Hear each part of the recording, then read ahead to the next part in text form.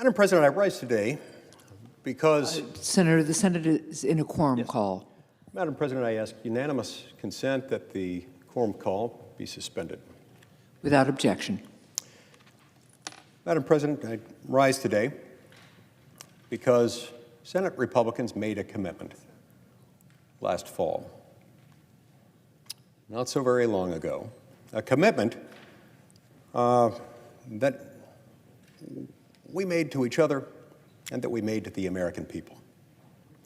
That commitment was simple. It was one that said, before we send another dollar, another dime, another penny to Ukraine, let's do what we can, even if it means harnessing the drive that some in this body feel towards sending more money to Ukraine. And let's harness that to make sure that we can force the will within the administration to actually enforce the border. In truth, we've all made commitments sort of like this. We've all made other commitments that should lead us to this conclusion, should have gotten us there long ago, with or without Ukraine funding on the line, with or without anything compelling us to do it, because every single senator, every man, every woman serving in this body is committed to this sacred duty. It did so implicitly when we raised our hands, as required under Article 6 of the Constitution, to take an oath, to, quote, support and defend the Constitution of the United States against all enemies, foreign and domestic, and bear true faith and allegiance to the same. Well, through time and through the efforts of a faithless few, we're now poised to treat that commitment that we made to each other as Senate Republicans and to Americans sort of the same way that President Biden has treated his own solemn oath to protect this country's borders, treating them as somehow expedient, expendable, and now apparently expired.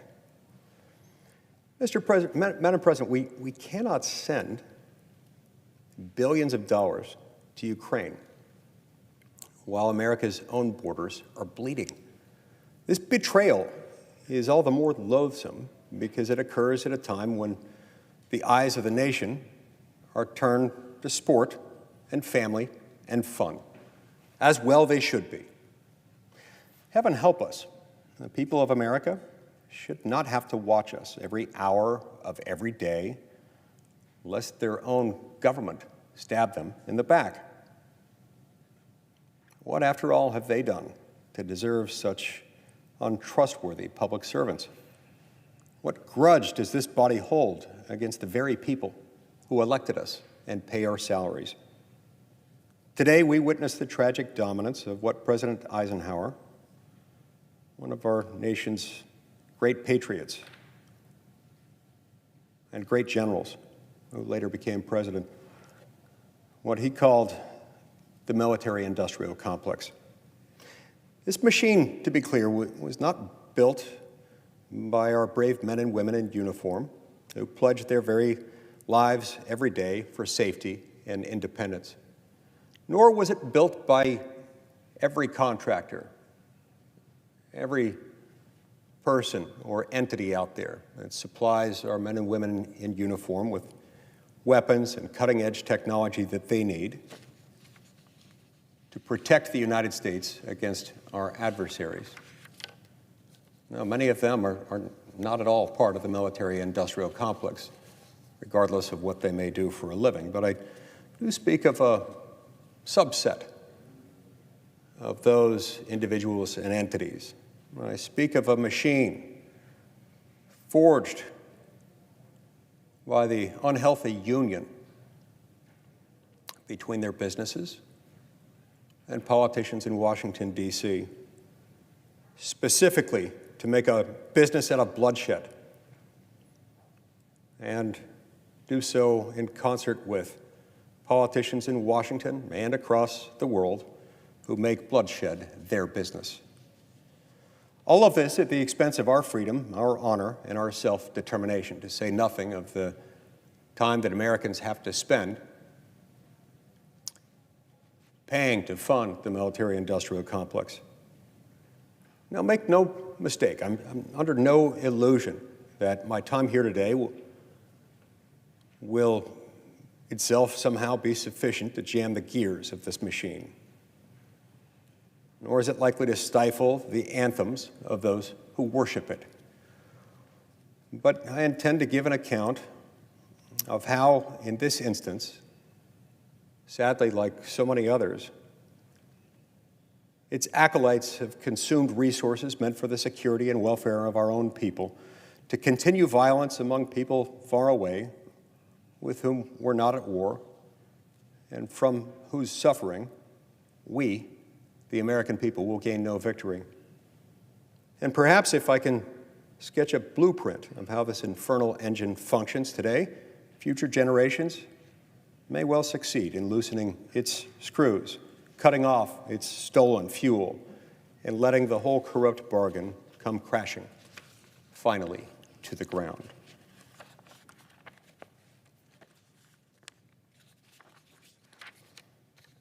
As I do so, I need to go back for a moment and describe the conditions last fall in which Republicans made the commitment I described moments ago, the commitment to each other and to the American people. What we saw last fall was that there was yet another call from President Biden and from many in the Pentagon and in the military-industrial complex for yet another round of Ukraine funding. This after we've already sent some $113 billion to Ukraine, a sum of money that, last time I checked, is roughly double what Russia spends on national defense in an average year. It is perhaps 20, 25 times what Ukraine spends on defense in a typical year. It's a sum of money that exceeds what any other nation has spent on Ukraine, either in nominal sums as a percentage of GDP by pretty much any metric. And when we talk about the defense-specific aid, to my knowledge, it's significantly higher than every other nation's security assistance to Ukraine combined since the start of this war. It's a large sum of money. Now, this request came at a time when the American people were starting to realize increasingly the extent to which excessive spending in Washington, D.C. has affected their day-to-day lives. They started to sense what we've long been warning of, what was predictable, foreseeable, and in fact foreseen and specifically warned of since the outset of this administration.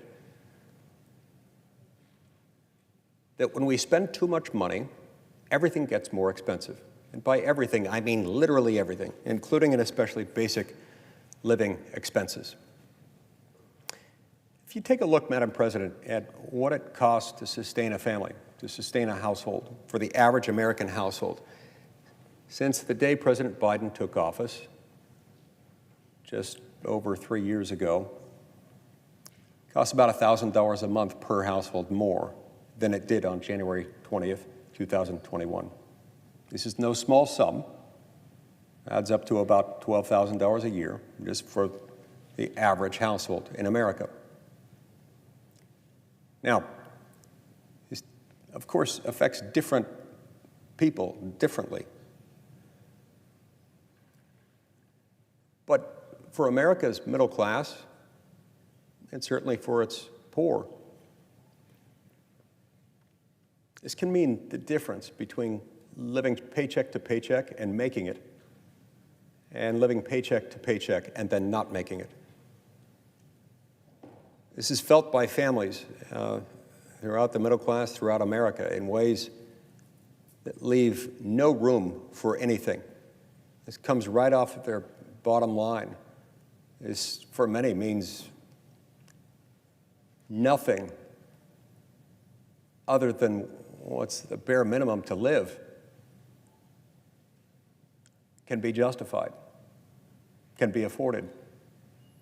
Family vacations for countless Americans, thing of the past now.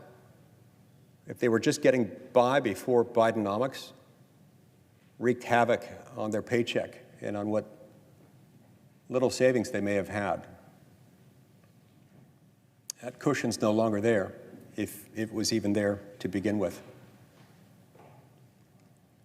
This is, to be sure, not just something that occurs out of nowhere. This occurs because Washington spent too much money. Milton Friedman warned of this many decades ago,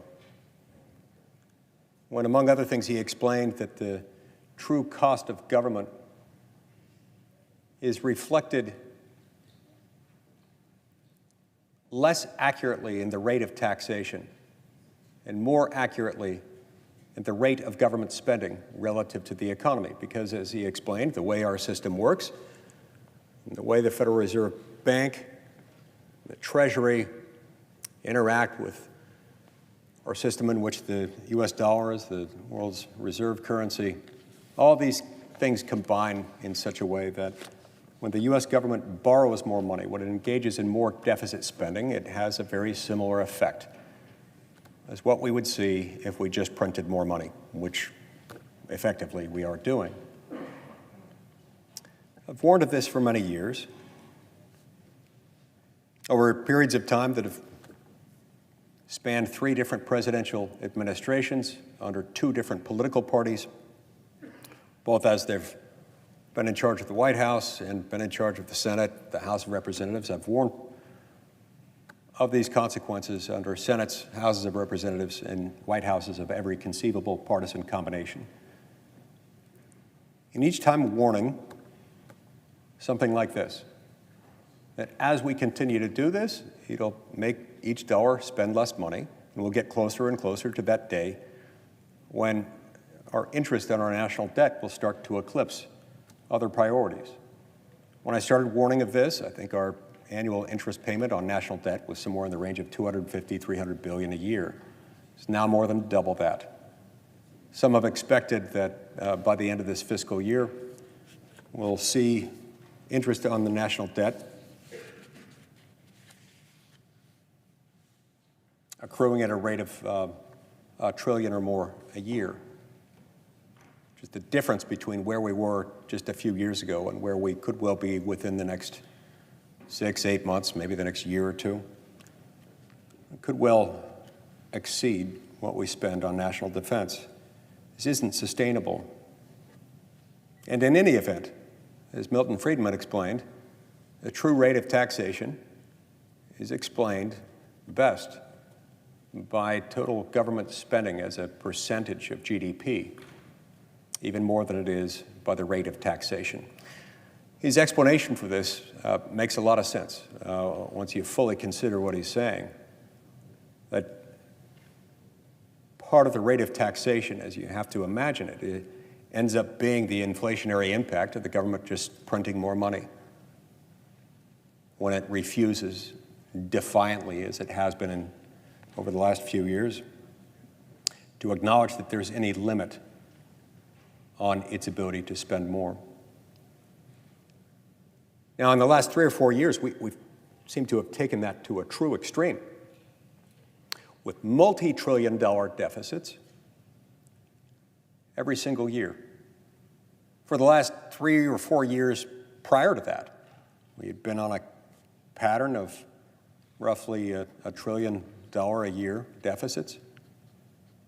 And each moment when we turned down that ugly corridor, I've noted that this was happening and is happening today, kind of at the peak of the economic cycle, with really low unemployment. It's not one of these circumstances where we are forced into this simply because, contrary to all expectations, there isn't enough money for government to run to perform its basic functions, things that only government can perform. No, this is just because this body can't control itself. It can't control its ability to spend to the tune of trillions of dollars a year more than we have.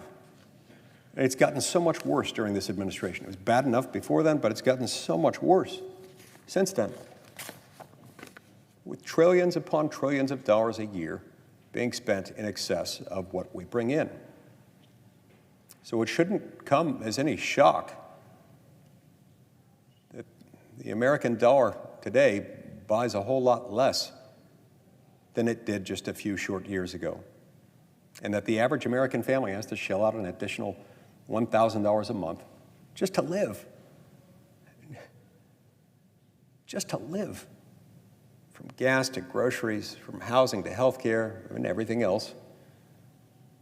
Everything costs more today because the government has flooded the market with new cash. So what does that do to ordinary people? Most Americans live on a relatively fixed set of money. They're living on a salary, perhaps on a pension, perhaps they're living off of wages or payments if they're independent contractors that don't vary a lot from one year to the next. And even if they're lucky enough to have gotten a raise since January 20th, 2021, nearly all of the time, it's not nearly enough to cover the difference in what they're having to shell out. And because of Bidenomics and because of this chronic pattern of overspending that, of course, predated Bidenomics, but has become significantly worse since President Biden took office. So the American people are suffering, and they're suffering badly. Perversely, America's wealthiest don't suffer from this in the same way. Not at all, in fact. Quite to the contrary, many of them get far wealthier during periods of great inflation. Wall Street, you'll notice, has been elated, has reason to rejoice recently, but those rejoicings are not felt up and down the economic ladder, no. Quite to the contrary. They're felt in ways that should not make this body or anyone that has anything to do with these dramatic and unjustifiable increases in federal spending feel ashamed. And so the American people have understandably become more and more leery of spending that isn't deemed essential, that isn't deemed something that goes directly to the benefit of the American people. Any spending that's not necessarily ours to have to be responsible for. It's not to say that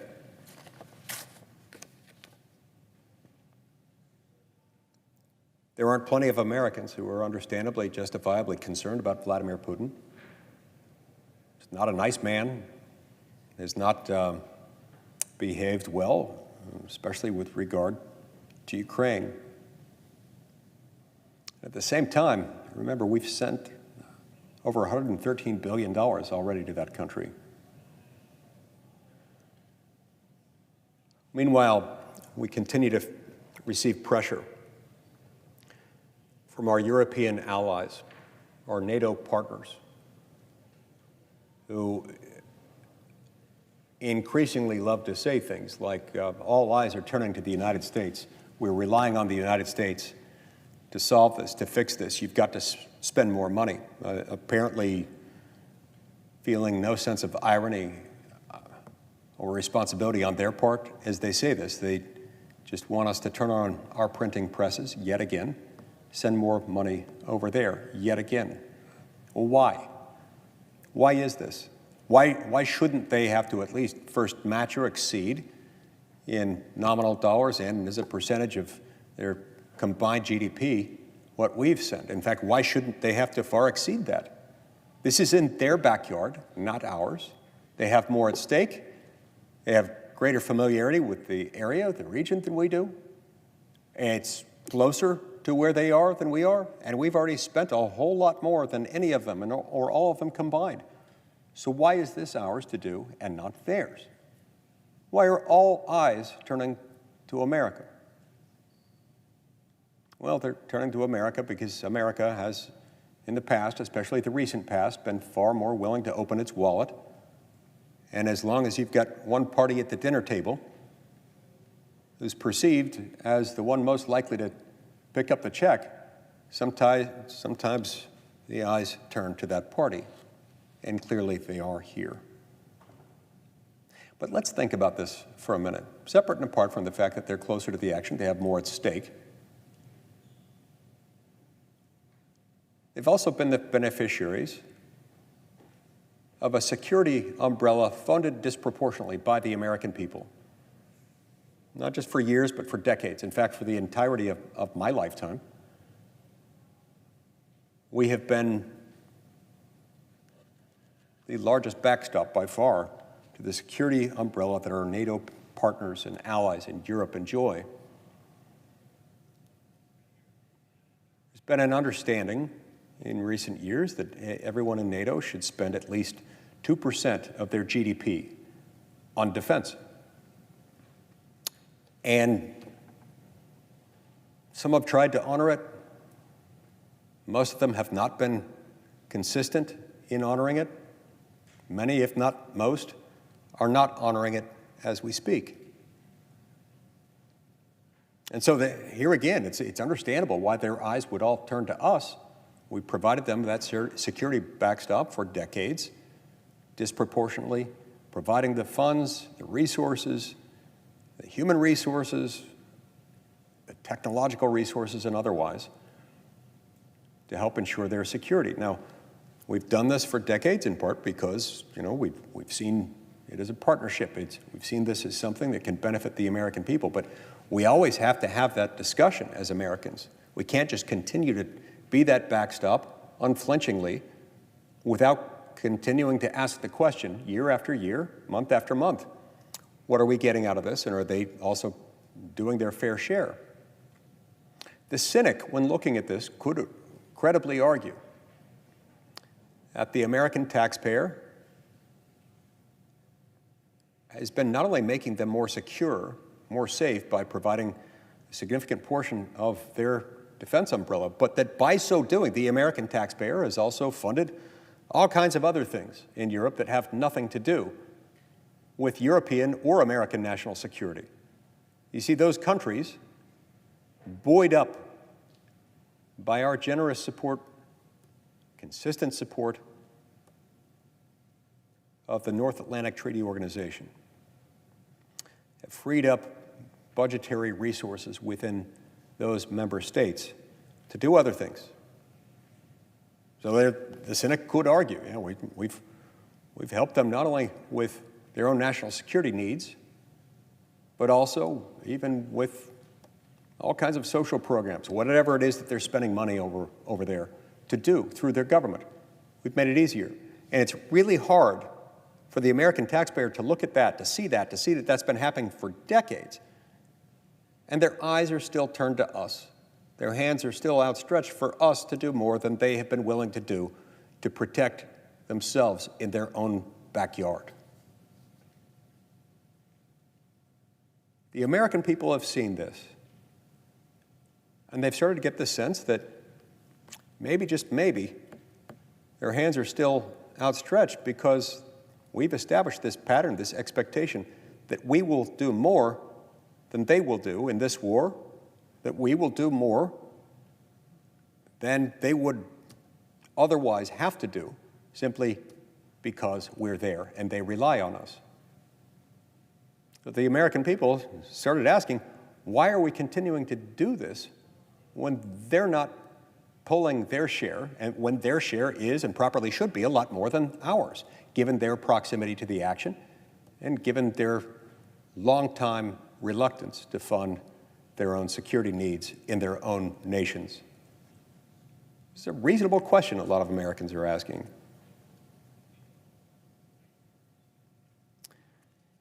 This question becomes even more poignant, and the answers to those questions more important to address carefully and thoroughly when you consider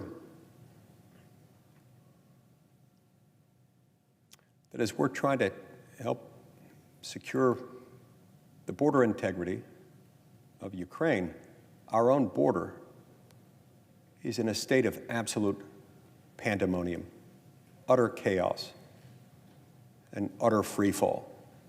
This is added to their concerns. So this is part of that backdrop against the commitment Republicans in the Senate made to each other and to the public just a few short months ago, last fall, as we started talking about this Ukraine aid package. Here are some of the factors that have been unfolding. Factors that have caused the American people concern. Now, just a few short weeks ago, the House Judiciary Committee released a report containing new data showing the severity of the Biden border crisis. These numbers are shocking. And they also confirm the numbers that Americans were seeing in smaller pieces, bit by bit, last fall, causing them, understandably, to feel real concern about this. There was an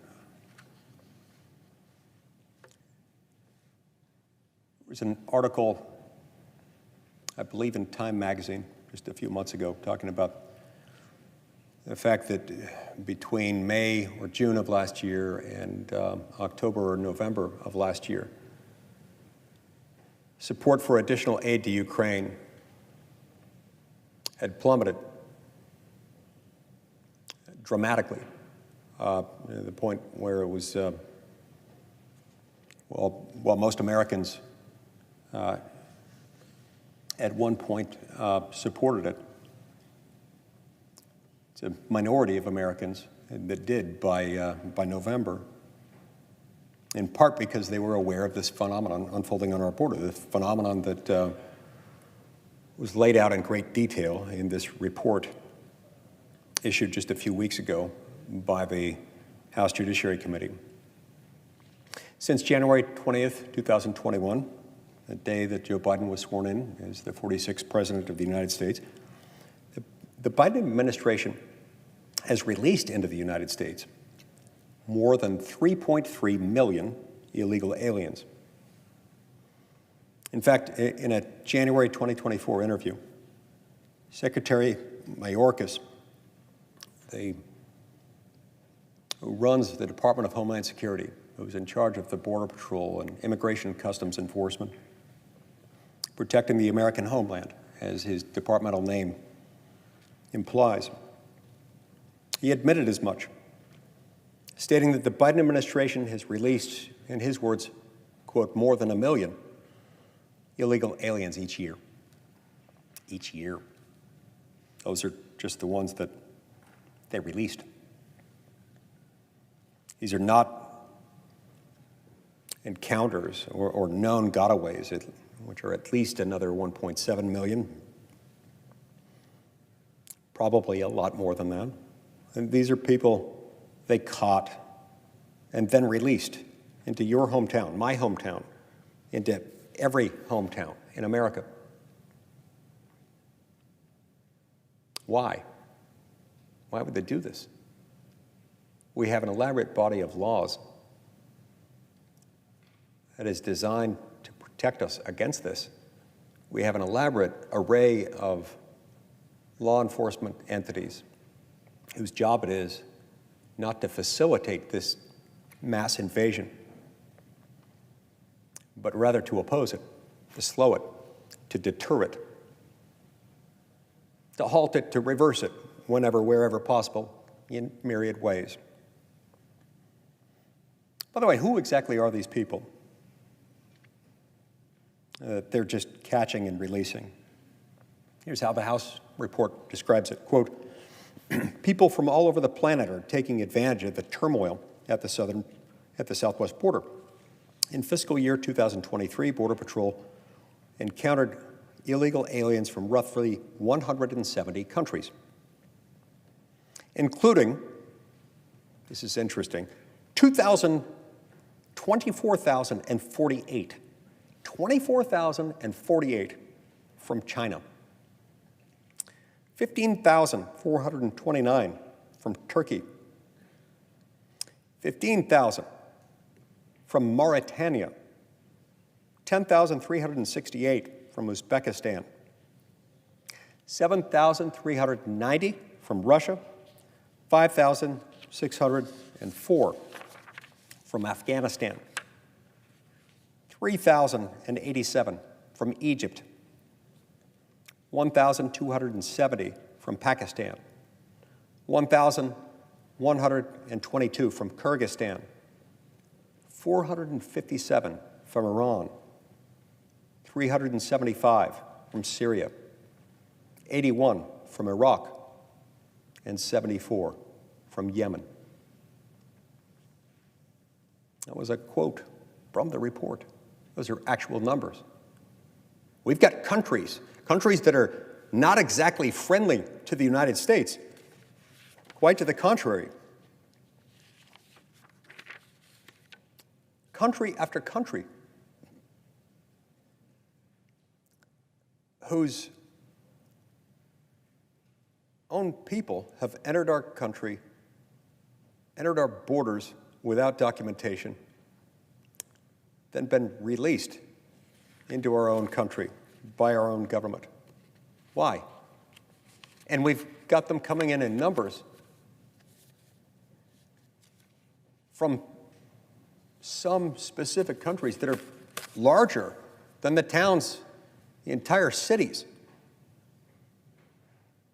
of voters in each of our states.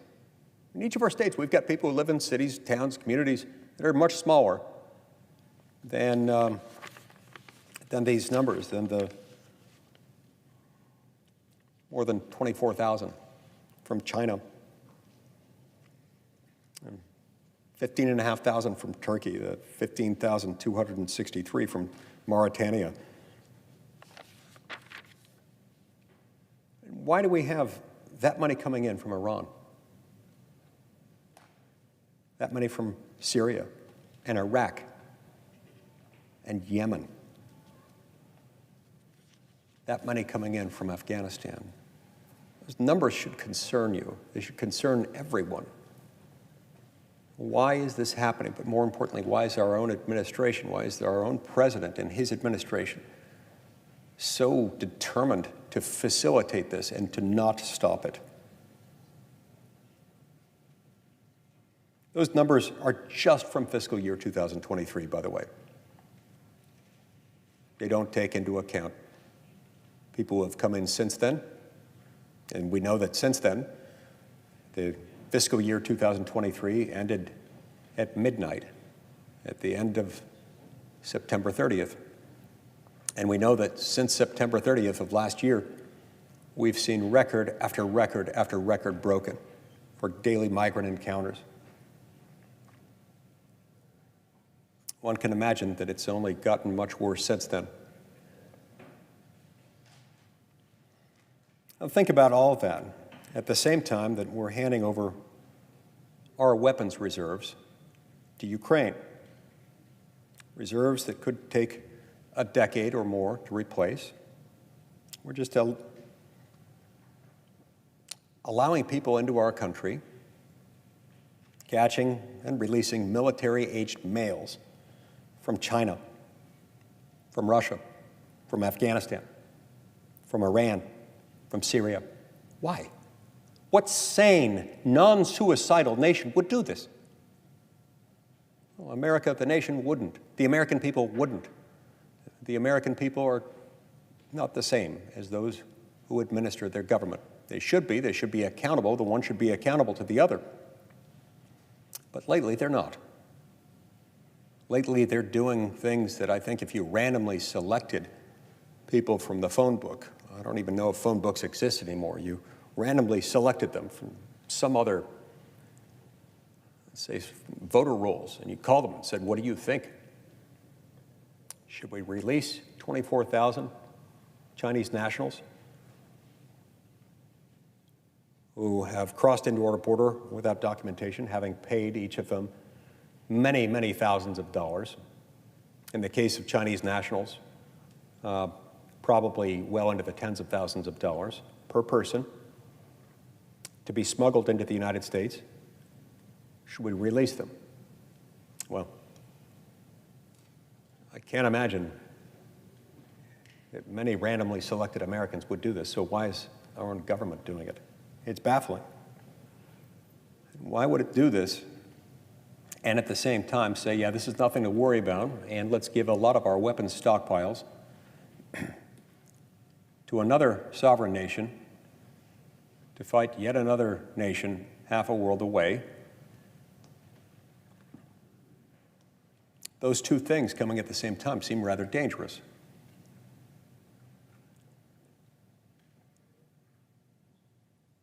Analogous, you might say, to drinking and driving.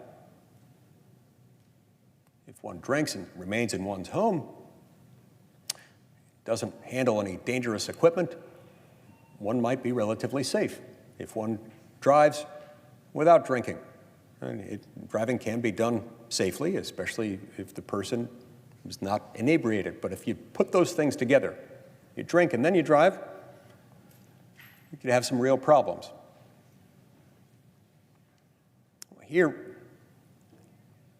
I don't think either of these things would be safe to do. I don't think it's safe to release many tens of thousands of foreign nationals, even if you just limited it to these countries, to say nothing of the millions of total foreign nationals that have been released into the United States after crossing our borders without documentation. When you take into account the many tens of thousands of people coming from countries where we have a lot of enemies, where in many cases the regime in power of those countries is itself our sworn enemy and may well be behind efforts to get these people into the United States for purposes that are hostile to our interests, I can't imagine why we'd want to do this. Why would we want to do this at all? And then why would we want to do that at the same time when we're depleting our own weapons reserves, including reserves of some fairly sophisticated weaponry that could take us years, if not a decade or more, to replace? It's baffling. Now, in January, the U.S. Customs and Border Protection watered down the screening process for Chinese asylum seekers amidst a record surge of such cases. The Biden administration, for its part,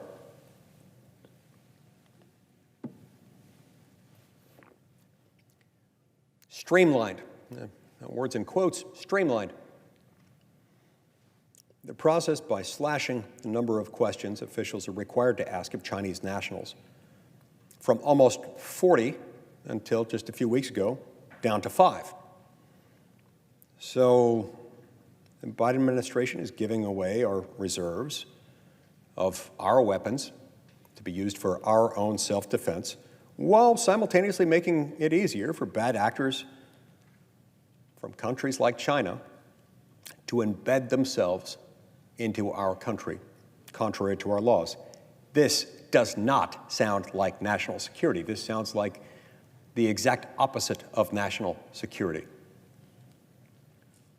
Of the nearly 6 million illegal alien encounters that have occurred since January 20th, 2021, through September 30th, 2023, which is the end of fiscal year 2023, at least 3,095,577 illegal aliens had no confirmed departure from the United States as of the end of September. In fact, according to the House report, Immigration and Customs Enforcement's, ICE as it's known, ICE's non-detained docket swelled to a record of nearly 6.2 million illegal aliens as of the end of the last fiscal year. There are at least 617,607 aliens on ICE's non-detained docket who have criminal convictions or pending criminal charges, meaning more than 500,000 criminal aliens are on the streets of the United States and therefore free and somewhat likely to reoffend in U.S. communities. This is not hypothetical. It happens every day. This is not paranoid fantasy. This is the sad, tragic reality of America in 2024. Let me say that again. Over 500,000 people, over 500,000 criminal aliens are in our communities. As of December 10th, 2023, there were 1,323,264 illegal aliens with final orders of removal who remained in the United States. The Department of Homeland Security placed only 6.8% of illegal aliens encountered at the southwest border into proceedings to even be screened for asylum eligibility. Remember, one of the ways in which this thing has started, one of the ways in which it began, it's mushroomed into something much bigger than that. But at the end of the Trump administration, we had secured our southern border. Sure, there were still a few people trickling across, but it was in numbers low enough that they were able to detect them, apprehend them, and deport them with sufficient regularity that the numbers were slowing month after month. And once that happens, the international drug cartels that between them make many tens of billions of dollars every single year off of this human smuggling, human trafficking, and in many instances, human sex slavery operations, all connected to these caravans of people migrating illegally into the United States.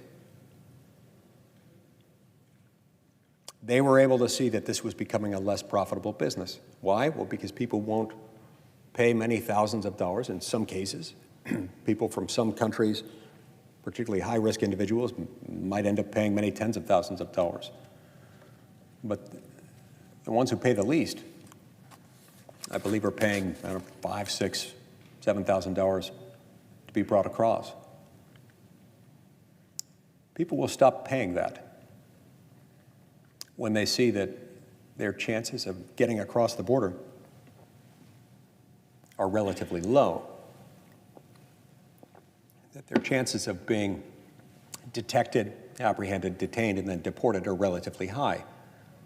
The business is going to dry up, and this self-licking ice cream cone, this self-perpetuating machine, suddenly stops having the success it once had. That's where we were as of the end of 2020. But as of January 20th, 2021, the Biden administration made clear that these things were going to change. It made clear, among other things, that the Biden administration would be abandoning, halting, ending the so-called Remain in Mexico program under the official title of the Migrant Protection Program, as well as safe third countries, safe third country agreements entered into with other Latin American nations. The idea behind these programs was that if you crossed into the United States on land through our southern border, obviously you'd be crossing in from Mexico. The idea was that if you crossed in, you'd be sent back to Mexico. If you applied for asylum, as many illegal immigrants do, as many who show up without papers, without documentation, and therefore illegally in the United States. Historically, many of them have filed immediate applications for asylum. Now, the numbers vary a bit, but estimates out there are that at least 90%, some have said it's more like 98%. I don't know where the true figure is, but it's clearly overwhelmingly that if you apply for asylum, you're probably not going to get it after crossing illegally into our country. There are certain statutory criteria that they have to meet. They have to establish that they are eligible for a grant of asylum. And it has to do with establishing a credible fear of persecution by their home country, pertaining to one of the protected classes identified in the statute. Historically, a lot of the people who come into our country without documentation, illegally in other words, have applied for asylum, but at least 9 out of 10 of them, sometimes the numbers, depending on whose statistics you put the most faith in, say that it's closer to 10 out of 10, of those individuals will on average be denied asylum. They won't be able to stay here. Problems arise, though, when this administration took control. It ended the Remain in Mexico program, and that program, again, had said that if you cross into the United States by land from Mexico without documentation, thereafter claim asylum, you're going to have to remain in Mexico. You'll have to be deported back to Mexico, where you'll wait, regardless of where you were from. In some cases, you might be able to be deported to your home country, but regardless, at most, you'll be sent back to Mexico, where you'll have to wait and wait and wait to see whether your asylum application has been adjudicated by an immigration judge as meritorious. Then and only then could you enter the United States. When the Trump administration put this program in place, these waves of illegal migrants, these caravans, which once a torrent, once a raging river, slowed down to a trickle. Why? Well, because people knew it wasn't worth spending the time and the money, to say nothing of the risk to life and limb, to say nothing of the fact that by some accounts it's 30%, by other accounts it's 60-some-odd% of the women and girls, in some cases also men and boys, who are trafficked on these caravans are sexually assaulted along the way. Countless of them are subjected to human sex trafficking, to sex slavery. During my most recent visit to the U.S.-Mexico border in the McAllen, Texas area, an area where I spent 2 years, 2 wonderful years as a missionary, 30-some-odd years ago in the early 1990s. During my most recent visit there just a few weeks ago, I was told something stunning by the Border Patrol personnel there, who said, you know, for the first time since the 1860s, for the first time since the end of the Civil War and then the ratification of the 13th Amendment, which prohibits slavery and indentured servitude, we now have significant numbers of people, for the first time since the Civil War, who are living in indentured servitude, many of those in sex slavery.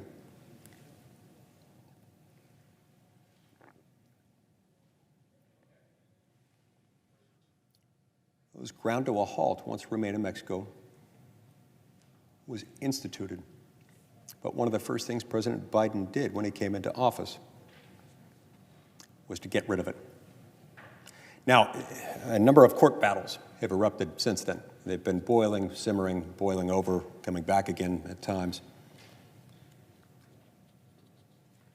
President Biden lost multiple rounds of that litigation, still dragging his feet, doing everything he can, kicking and screaming to make sure that he doesn't have to put it in place. Why? Why? Why would he want to do that? Well, for reasons that I cannot fathom, he's decided he wants kind of an open borders environment. It's not what our laws say. It's not what the American people want or accept. It's not what any sane nation would do. Part of what makes a country is that we know what the country is and what the country is not. It's defined by its outer bound limits. Sort of as the saying goes, if everyone's family, no one is. If everyone's an American, what is America, after all? To say nothing of the lawlessness that you invite. When you bring in people who are not vetted, who we know nothing about, who overwhelmingly not only don't speak English, but aren't familiar with our customs, our culture, our laws. That's why many people have said that this is tantamount to an invasion, where you've got millions of people crossing into another country's borders, contrary to the laws of that country. That's an invasion. Whether they're an armed, organized military force or not, it's still an invasion. And throughout history, there have been countless instances of things like this that were an invasion, regardless of whether there was a single state organizer of that activity, whether they were armed, whether they were organized as a military force. Why would he want to make it easier? But he did. You know, remember the first week or two of the Biden administration, Secretary Mayorkas, who I believe had just been confirmed, or maybe was about to be confirmed, when he said this, some reporter asked him, what would you say to the migrants, the migrant caravans that were then making their way through Guatemala and into Mexico and across southern Mexico, heading north? What would you say to them? And I don't remember the exact quote, but I think he uttered words to the effect that we probably won't be quite ready for them for another 2 or 3 weeks. We need a little bit more time to get ready. What is this? What does that mean? Why would you be that welcoming? Why not send the signal right then? Don't do it. It's not worth the risk to life and limb. It's not worth being indentured servants or sex slaves. It's not worth coming into this country contrary to our laws. And if you do that, we're going to send you back to Mexico, through which you will have crossed, to await an adjudication of your asylum claims. Why? Why do that? Why make that statement that he made? One can only conclude that this is what they wanted to do. They wanted to invite this invasion. They have nurtured it. They have fostered it. And over time, not only have they abandoned these safe third country programs, the Remain in Mexico program, they've adopted a particularly odd practice that years ago would have, if somebody had predicted this, I would have said that that's absolutely crazy. That had never happened. But they're given airplane tickets after they spend a few days being processed. They're told, okay, yeah, you came into our country in violation of our laws, but you've applied for asylum. You've applied for asylum, so we're going to let you in anyway, and we're going to give you an airplane ticket. We'll fly you to the U.S. city of your choice. By the way, you can get on that airplane, even though every American citizen has to show ID in order to get on one. You don't have to worry about that as far as we're concerned. Just get on the plane, have fun. And eventually they've started saying, by the way, within 6 months, we'll send you a work permit. You can use that work permit while you're here. All we ask is that when you get a notification that it's time for your immigration hearing before an immigration judge to adjudicate the validity of your asylum claim, that you report to that you show up to that in person. And we're asking nicely, so we ask that you do that. Oh, and by the way, many of you won't even have an immigration hearing before an immigration judge until the 2030s, possibly 2035. That's how insane this is. Why are we doing that? Once we started doing that, things really started heating up. The drug cartels realized this is the season. We're going to make a ton of money out of this. and they have. As anyone could have predicted, the border surges have increased dramatically. By the way, it bears noting here that our asylum laws don't give any one of these people, not a single one, a right to be here. There is not a statutory right. There is not a constitutional right that any particular immigrant has to receive asylum. It's not a right. It is a grant of authority to the executive branch of the U.S. government. It uses may language. If the following criteria for asylum are met, referred to those a minute ago, then the Secretary of Homeland Security may grant asylum to such a person as meets those criteria. There is no language that says he shall, he must, only that he may. There are other laws that contemplate, that, as I read them, require that people be detained while their asylum applications are pending. And they are detained, but these days it's for a few days. Then they're released with a plane ticket with the promise of a work permit, as I described a moment ago. But there isn't a right, not a statutory right, not a constitutional right, that any one of them has to be here. And so, you know, I would imagine that if Secretary Mayorkas were here, he would say, yeah, well, we don't detain them because we can't detain them, because we ran out of bed space a long time ago. We're so full, we're always so full, we don't really have the ability to detain them more than for just a few short days while we process them, and at least we know who they are. Then we release them. Why is that the solution? Why just release them? And then give them a work permit, and then tell them we hope that they'll act on good faith and go to their immigration hearing, which may be more than a decade from now. Why? That makes no sense. When all along, the Secretary has the authority to shut down the asylum application process and say, we're not taking any more asylees. If you want asylum from the United States, apply from somewhere else. Go to a U.S. embassy in a foreign country, submit an application there, remain in that country or in some other country until such time as your asylum application can be adjudicated. But if you come in across our southern border, you will not be admitted. If we find you, we will deport you. And if you return again, that's a federal felony offense. You'll be imprisoned for years. Why isn't that the solution? These things would come to an abrupt halt if he did that, but he didn't.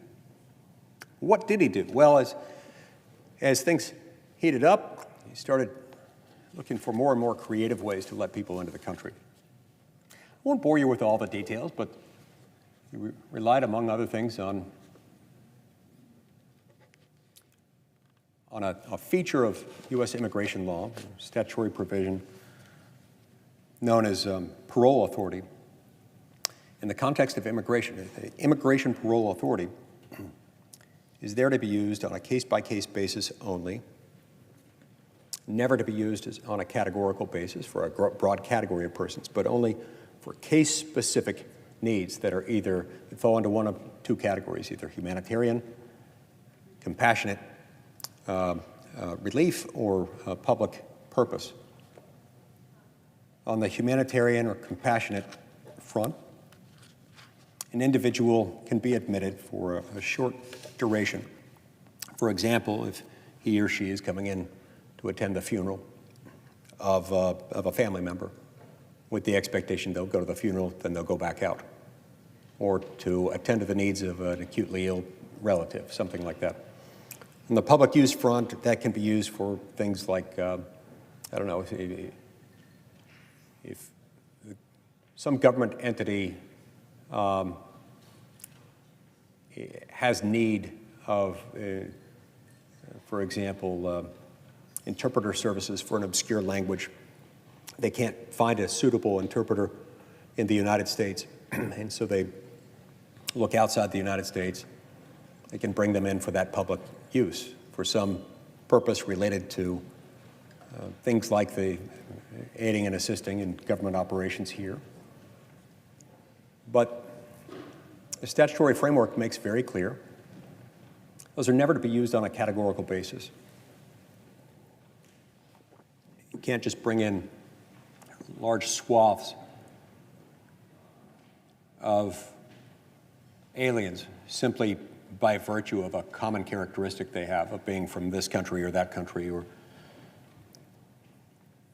well, the Biden administration, to make a long story short, has, I think in the last year or two alone, brought in about 3 million people under this parole authority. They've used that a lot. They've also resorted to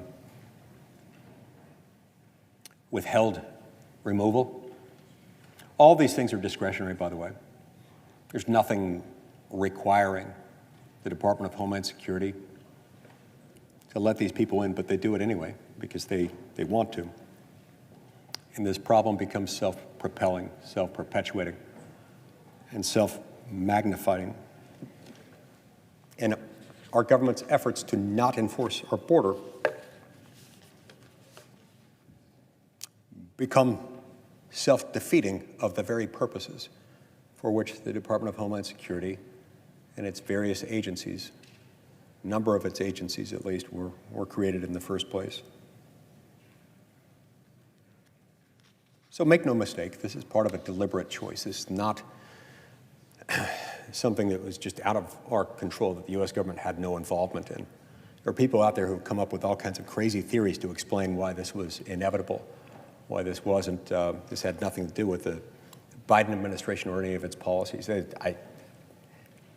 If you believe that, I've got a bridge to sell you. It's just not plausible. There are those who are even claiming that this is somehow about climate change, that climate change forced them into our hands. Well, whatever caused them to want to make the dangerous journey north and to pay many thousands of dollars and in many cases subject themselves to forms of indentured servitude or slavery or sex trade, it doesn't mean that our country had to aid and abet in that.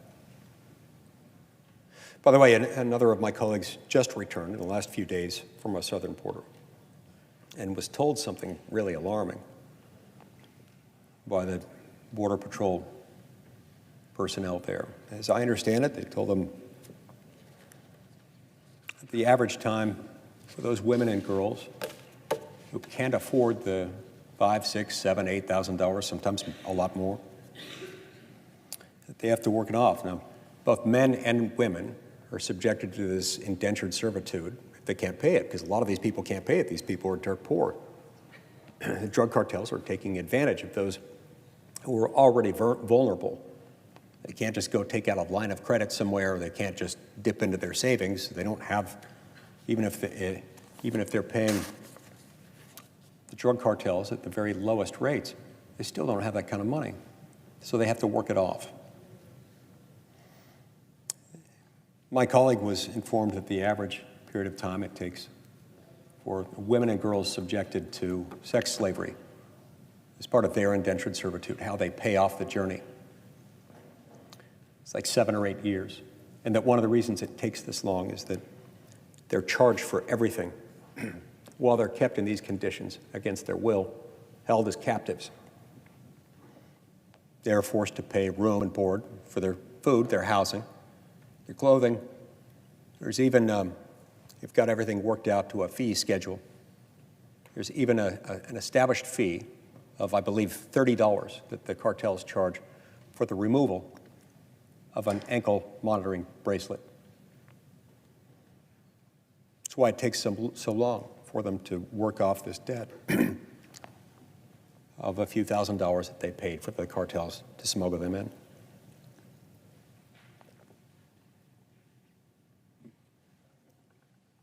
The work of these cartels in the human smuggling operations extends, of course, beyond human trafficking in those humans whom they traffic and to whom they subject to these horrific conditions, conditions that we haven't seen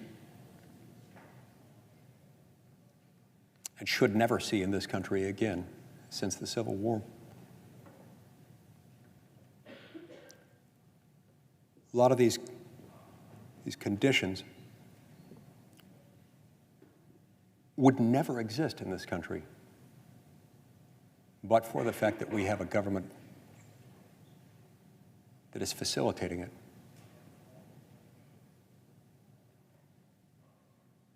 It's not humane, it's not compassionate, it's not nice to invite and allow and perpetuate this kind of trade. It's corrupt, it's immoral, it's evil. But people do it because they're desperate and they believe that this gives them a chance. They're preying on vulnerable populations.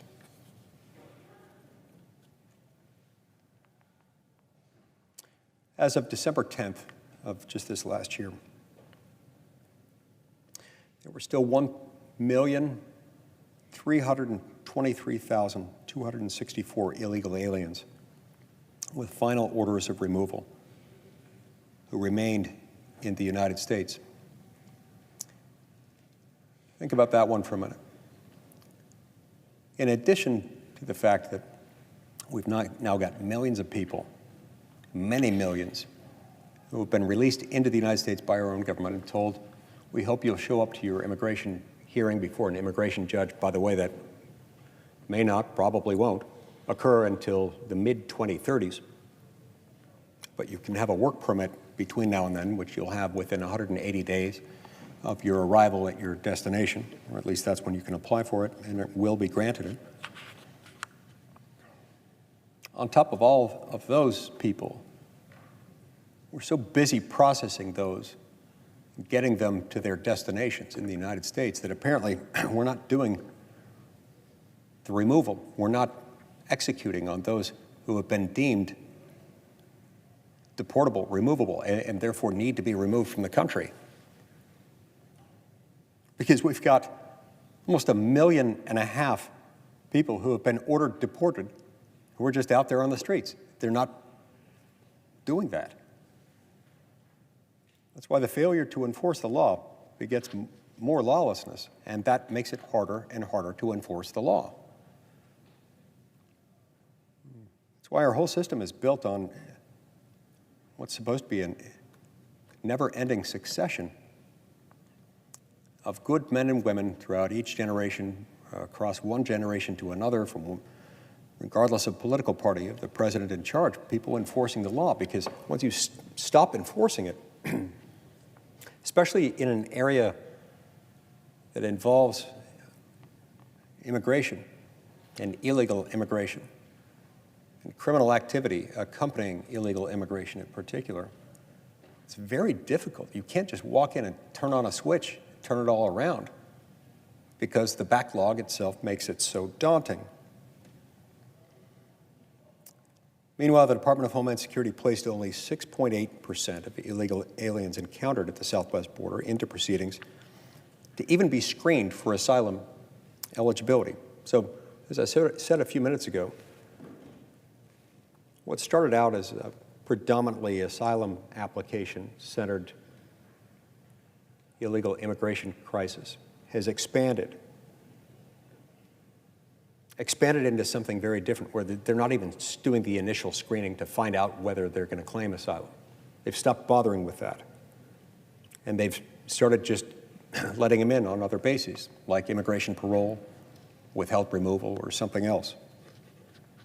Of the at least 3.3 million illegal aliens released into the United States since January 20th, 2021, the Biden administration failed to remove, through immigration court removal proceedings, roughly 99.7% of those illegal aliens.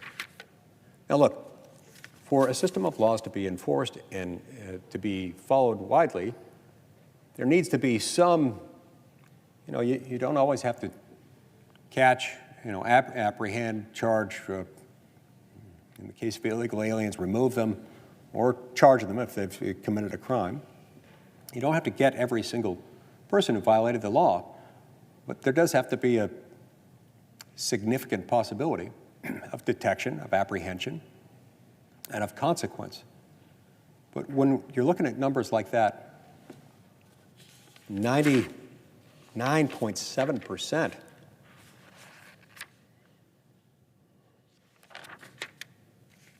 Don't have any consequence like that. Well, of course, it's going to continue. As of December 10th, 2023, there were 1,323,264 aliens with final orders of removal, that is, deportation, who remained in the United States. And even though they are barely deporting anyone, apparently about 0.3% of illegal entrants, the Biden White House is threatening to stop all deportations if we don't pass this supplemental aid package for Ukraine. I don't even have words for that. And if I could think of words for that, it probably wouldn't be appropriate in my hometown of Provo, Utah. This is staggering.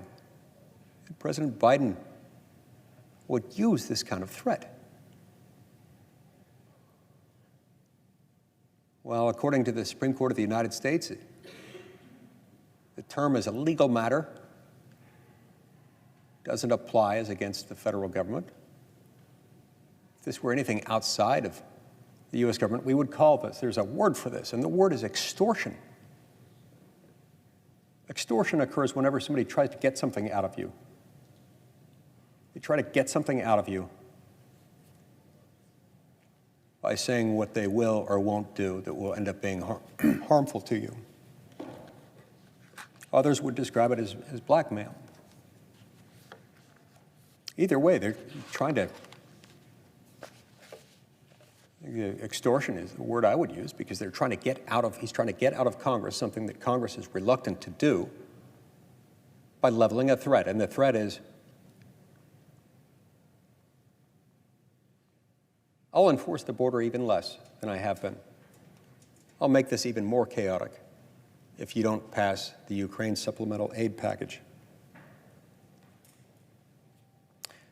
The Biden administration has removed only one illegal alien for every 26 illegal aliens it allowed to enter the United States.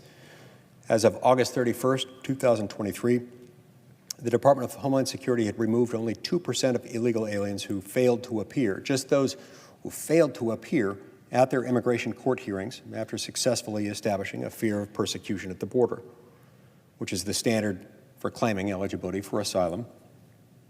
98% of those illegal aliens remained in the United States as of the end of August of last year, August of 2023. In fact, in early December 2023, Department of Homeland Security officials admitted that, quote, an average of 5,000 illegal aliens are currently being released into the United States each day at the border. And then throughout the month of December, we saw daily record after daily record being broken for those apprehensions, migrant encounters. Those are not the kinds of records we want to be breaking. We want to break records in the Olympics. We want to break records in areas that are signals that America is doing well, that it's healthy, that our government is serving its people well, or that Americans are able to thrive and succeed. This is not the kind of record to which we should aspire. And yet the Biden administration seems to want more of those records. It wants to spike the football and celebrate those.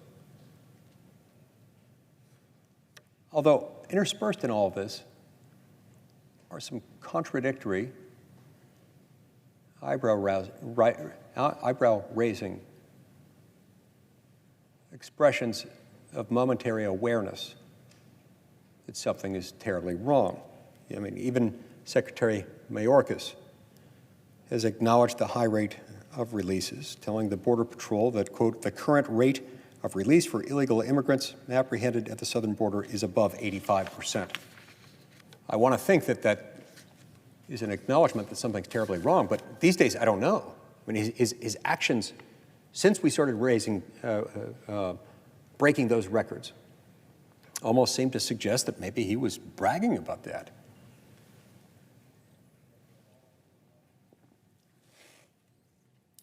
So let's back up for a minute.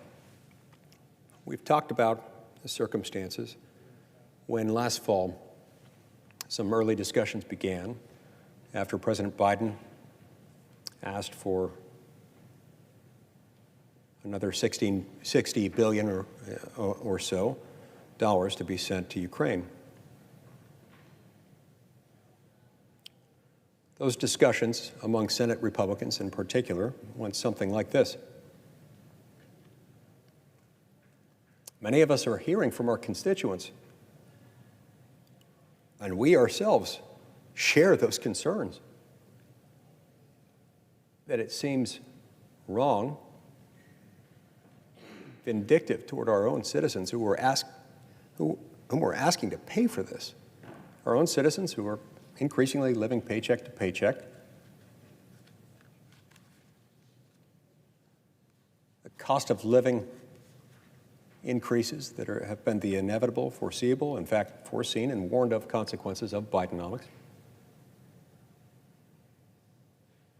coupled with Americans' understandable fear about who is coming across our borders illegally, from what countries and with what purposes in mind, with apparently not just the tacit acquiescence of our own government, but with the assistance of our own government, causes us to feel uneasy about this.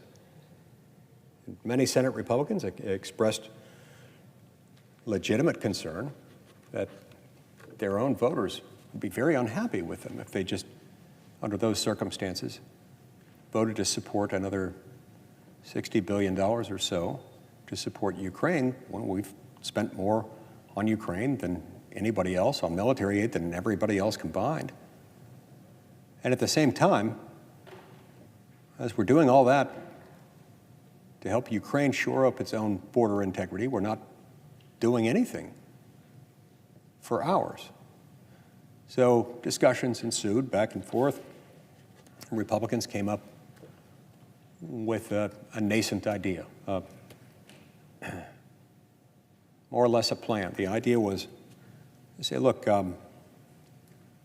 there's pretty uniform support among Senate Democrats for more Ukraine aid.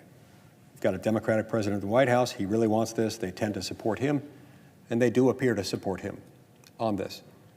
This is an issue that definitely unites Democrats, probably all 51 Democrats in the Senate, at least as we perceived it at the time, at least as it related to Ukraine aid. I still think that's true as to Ukraine aid. But it sharply divides Republicans. Some Senate Republicans, a minority of Senate Republicans, would have at the time perhaps been okay passing a Ukraine aid package without doing anything for our border, but most members of the Senate Republican Conference didn't want to do that. Among House Republicans who, only a third of us are up for re-election every year, but every member of the House of Representatives is up for re-election every year. The sentiment among House Republicans was, I believe, also one that included a lot of skepticism, a lot of skeptics, such that it was unclear that you could get a Ukraine aid package passed through either House of Congress, much less both, given that in the Senate, even though Democrats have the majority, and even though the Democrats uniformly support more aid to Ukraine, while only some Republicans do, at least without qualification, without restriction, there was, in short, overwhelming support among Democrats for more Ukraine aid, not among Republicans. But what Republicans do want, rather uniformly, is more border security. So we came up with this idea. Why not see if we can come up with a bill that would harness the appetite on the left for more Ukraine aid in order to adopt legislative text that would, in effect, force an end to the border crisis, that would tie the Biden administration's hands to the point that the Biden administration would have no choice but to enforce the border. And so the idea was hatched. Not everybody loved it, but most people thought it was a sensible approach to at least undertake. In theory, I think you could get, if you wrote that bill right, you could get a whole lot of Republicans on board, possibly even most of the Senate Republican conference. What ensued over the next 2, 3, 4 months, depending on where you measure it as having started, were a series of negotiations, from which nearly all Senate Republicans were excluded. We weren't permitted into that. Still don't entirely understand why. I mean, I do know that sometimes for a few days at a time, you've got to have chance for negotiators to negotiate and figure things out before they're ready to share language. But whenever someone is negotiating on behalf of 49 people, it is imperative to give them at least regular updates and share with them such statutory text as you're able to share as a draft for the bill. Unfortunately, we didn't see that. We didn't see anything beyond being told regularly we're trying to come up with a deal to get the best deal we can. We'll give you details as soon as we can.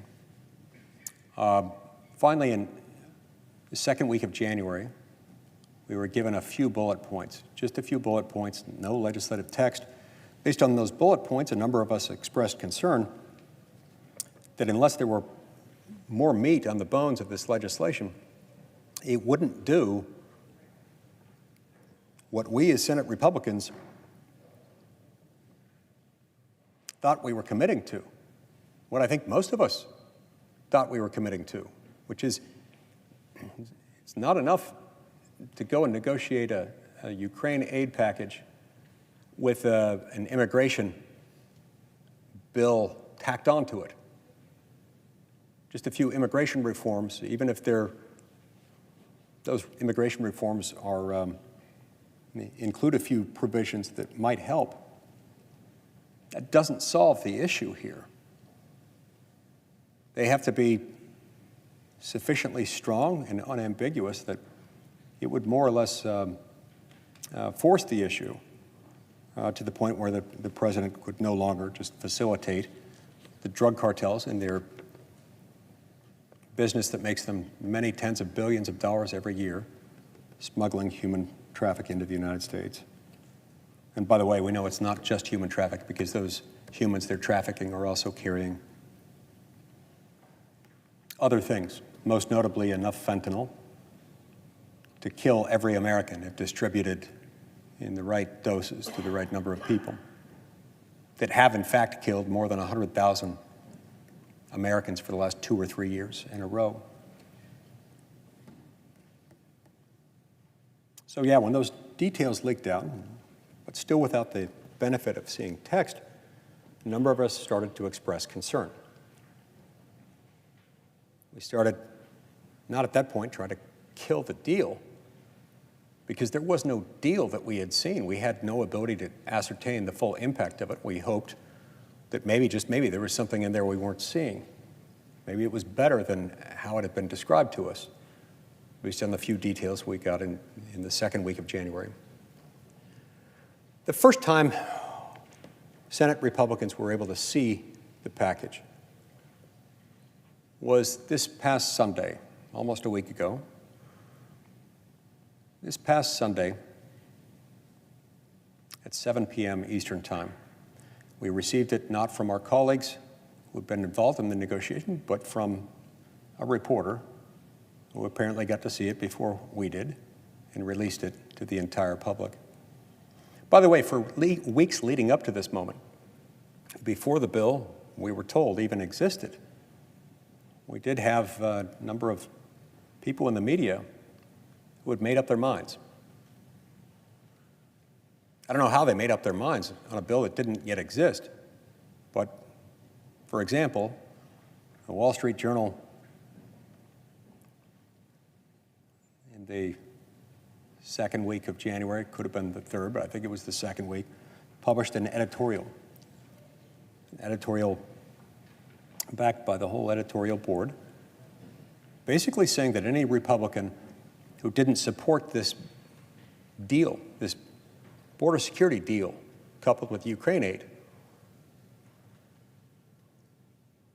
was just trying to score cheap political points at the expense of border security and thus national security. I was shocked, dismayed, and yes, even offended by this. Because on the one hand, we were being told by our own Senate Republican leadership the bill didn't yet exist. That's why we couldn't see it, because it didn't exist yet. Nobody else got to see it, so we didn't either. If that was true, then the Wall Street Journal's editorial board, ordinarily cautious, careful, thorough, insightful, was just operating on rank speculation as to what might be in the bill. That's offensive. To insult us for not supporting a bill that we hadn't seen yet because it didn't exist yet and we wouldn't see for weeks. On the other hand, equally offensive, perhaps even more so, would have been the possibility that they had seen the bill. They were permitted an inside glimpse into what we would be forbidden from seeing for weeks to come. Either way, this is offensive. And it's not like the Wall Street Journal was the only source in the media. It's not like the Wall Street Journal was the only voice publicly clamoring for this and publicly chastising Republicans who would express concerns with it based on what few breadcrumbs they were allowed to receive about its contents, just bullet points, summaries of what might be in it. We finally did see it at 7 p.m. Eastern Time this last Sunday. I immediately devoted hours upon hours to reading it, as did members of my staff. It was 370 pages long. And in that 370 pages, there's a lot of detail, a lot of statutory cross-references. And while I respect and consider as friends those who have negotiated it, including and especially my friend James Lankford from Oklahoma, a good man, a dear friend. We agree on most things. I appreciate his work on this. It's not easy. I think he did the best job he could with the cards he was dealt.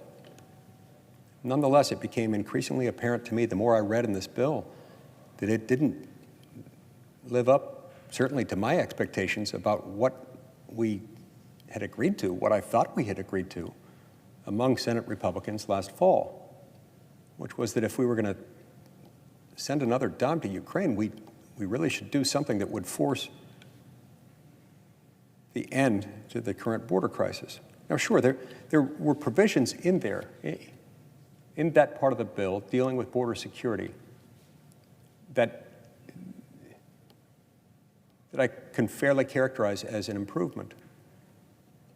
That I could certainly fairly characterize as tools that could be used in future administrations by future presidents and future Homeland Security secretaries and the agencies operating within that department to bring about a more secure border. But in each instance, I could find myriad ways in which this administration could, and I believe inevitably would, exploit loopholes within that legislative text, were it to be passed into law, to not only avoid the more restrictive text, but in some cases even possibly to make it worse.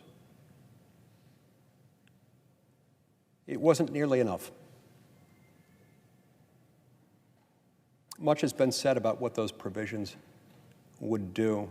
Less has been said about what they would not do. There was nothing in there that would have required a return to the Remain in Mexico program. There was nothing in there that would have prohibited the Biden administration from just putting people on planes to the destination of their choice within the United States and telling them, we hope you'll show up to your yet-to-be-scheduled, yet-to-be-dreamed-of immigration judge hearing, which may not occur until 2035 or later. And by the way, you'll be eligible for a work permit within a mere 180 days. Didn't contain anything like that. Didn't contain anything reinforcing the authority of the president at any moment to go back to the Remain in Mexico program. In fact, he should have done it all along. That's why he litigated, and he lost that litigation. Nothing that required that. In fact, under certain circumstances, it allowed some aliens crossing into our borders without documentation, thereafter applying for asylum, to get work permits under the right circumstances without even having to wait the 180 days that they currently have to wait. It's things like this that may well have increased the draw, increased the allure of those willing to subject themselves to grave risks to life, liberty, and property, to pay the drug cartels, to put themselves at the mercy of those vicious monsters who engage in human trafficking and trafficking of controlled substances across multiple international borders. If anything, this would have increased the appeal of that, because they could have gotten work permits without having to wait the 180-day period for this, at least for certain classes of individuals coming in this way. So a number of us, after reading it, said, this is not what we agreed to. This was not part of the plan. This isn't what we wanted. And while we appreciate the hard work that Senator James Lankford put into it on our behalf, and I believe he was acting selflessly and again, dealing with a really tough hand he had been dealt. This is the inevitable, foreseeable, and avoidable consequence of what happens whenever you're forced to negotiate something on behalf of 49 people without what would ordinarily be assumed would be customary, would be just a matter of collegiality, to keep them updated and informed as to what you were negotiating on their behalf.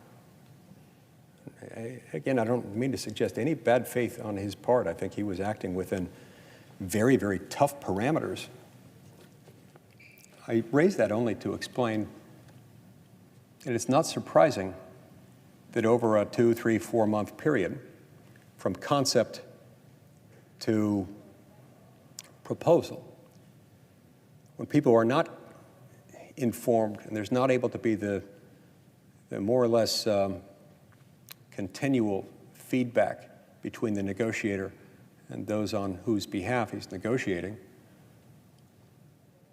when they're not able to communicate regularly about the contents of the deal, you run a grave risk that that deal is going to be pretty far apart from what people expected. And so a lot of us came out right away and said, I've got concerns with this.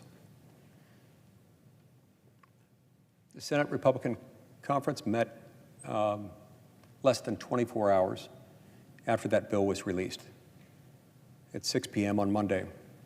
By the end of that meeting, we were starting to surmise that this bill wasn't going to make it, that there wasn't support for it. And in the end, there's only 4 Republican senators who supported that iteration of the Ukraine aid bill. That is, the Ukraine aid bill with the border security immigration provisions tacked onto it. Just 4. 4 out of 49 Senate Republicans voted to even end debate on the narrow question of proceeding to that bill. So yes, that is itself proof positive that something had gone dangerously wrong between the moment we first discussed and negotiated out the kind of the understanding or the agreement that we had among Senate Republicans as to what we wanted to accomplish and as to what was accomplished. But in no way, shape, or form Did that failure to satisfy expectations, that pretty significant departure from expectations, overtake, supersede, obviate the need for, much less erase the concerns of Senate Republicans and those we represent, and many hundreds of millions of Americans who are concerned about the full-scale invasion being carried out, unfolding across our southern border with massive, dire ramifications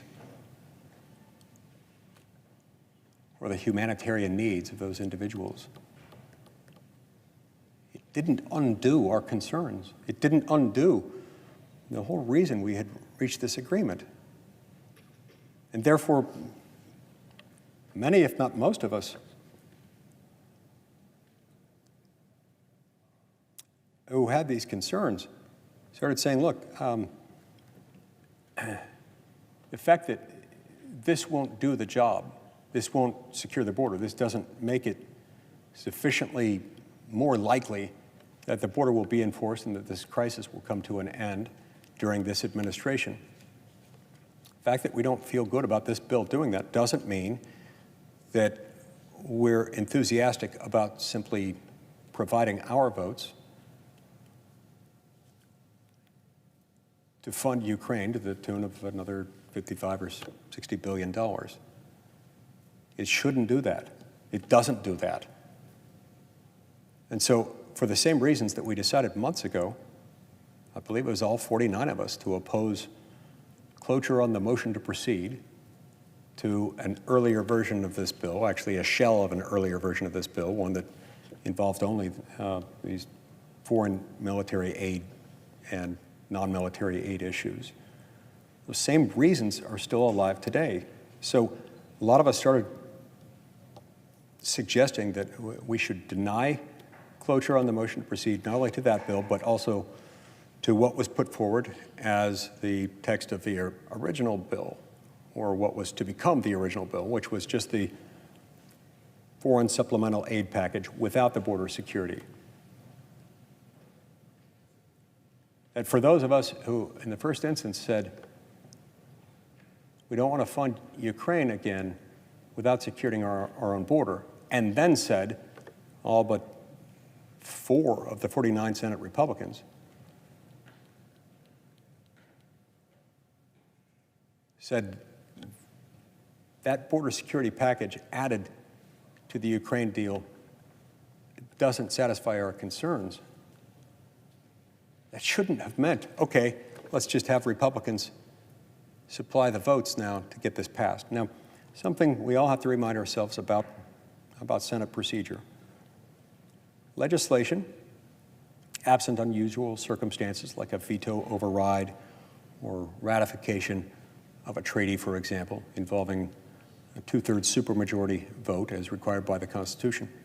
Absent special circumstances like that, passage of legislation in the Senate is by a simple majority. 51 votes out of 100, could be less than that depending on who's here and how many senators we have at the time. But in order to get to final passage, in all but a very narrow set of circumstances that are seldom at play, circumstances involving a rarely used procedure known as budget reconciliation, not present here. All legislation, before it can be passed into law, has to endure multiple cloture votes. Cloture is an old-fashioned Senate-specific word that we use that involves bringing debate to a close.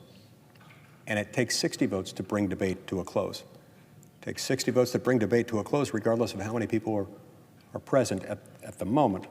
It requires the support of 3 out of every 5 senators who were in place at the time. We've got 100 senators. That means 60 votes, regardless of how many are here. That's what you have to do in order to bring debate to a close.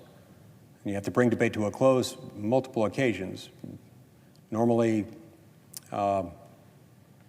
you'll see this in multiple respects at least 2, sometimes more, depending on whether you're dealing with a substitute amendment or something like that. But you'll, at a minimum, have, in most circumstances, to bring debate to a close prior to the motion to proceed to the bill before you're formally considering it. And then you'll have cloture on the bill, bringing debate to a close at the end of that process. Either way, it takes 60 votes. What that means is that the whole reason this bill, the version of the bill that included the border security language, the whole reason that failed is because they couldn't get to 60. Couldn't get to 60 votes on that one. As I mentioned a moment ago, the Ukraine aid, I think, has tended in the past to unify all 51 Democratic votes in the Senate. As this was brought forward, I believe they had one dissenting Democrat earlier this week on the combined foreign aid supplemental package and the border security provisions. It had one dissenting Democrat, as I recall.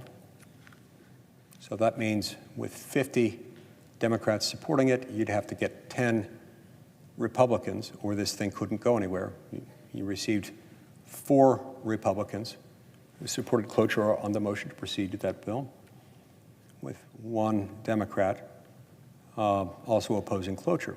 So you had 54 votes, 6 shy of the 60 you needed. So that part was finished. Then they had another cloture vote, another vote on cloture on the motion to proceed.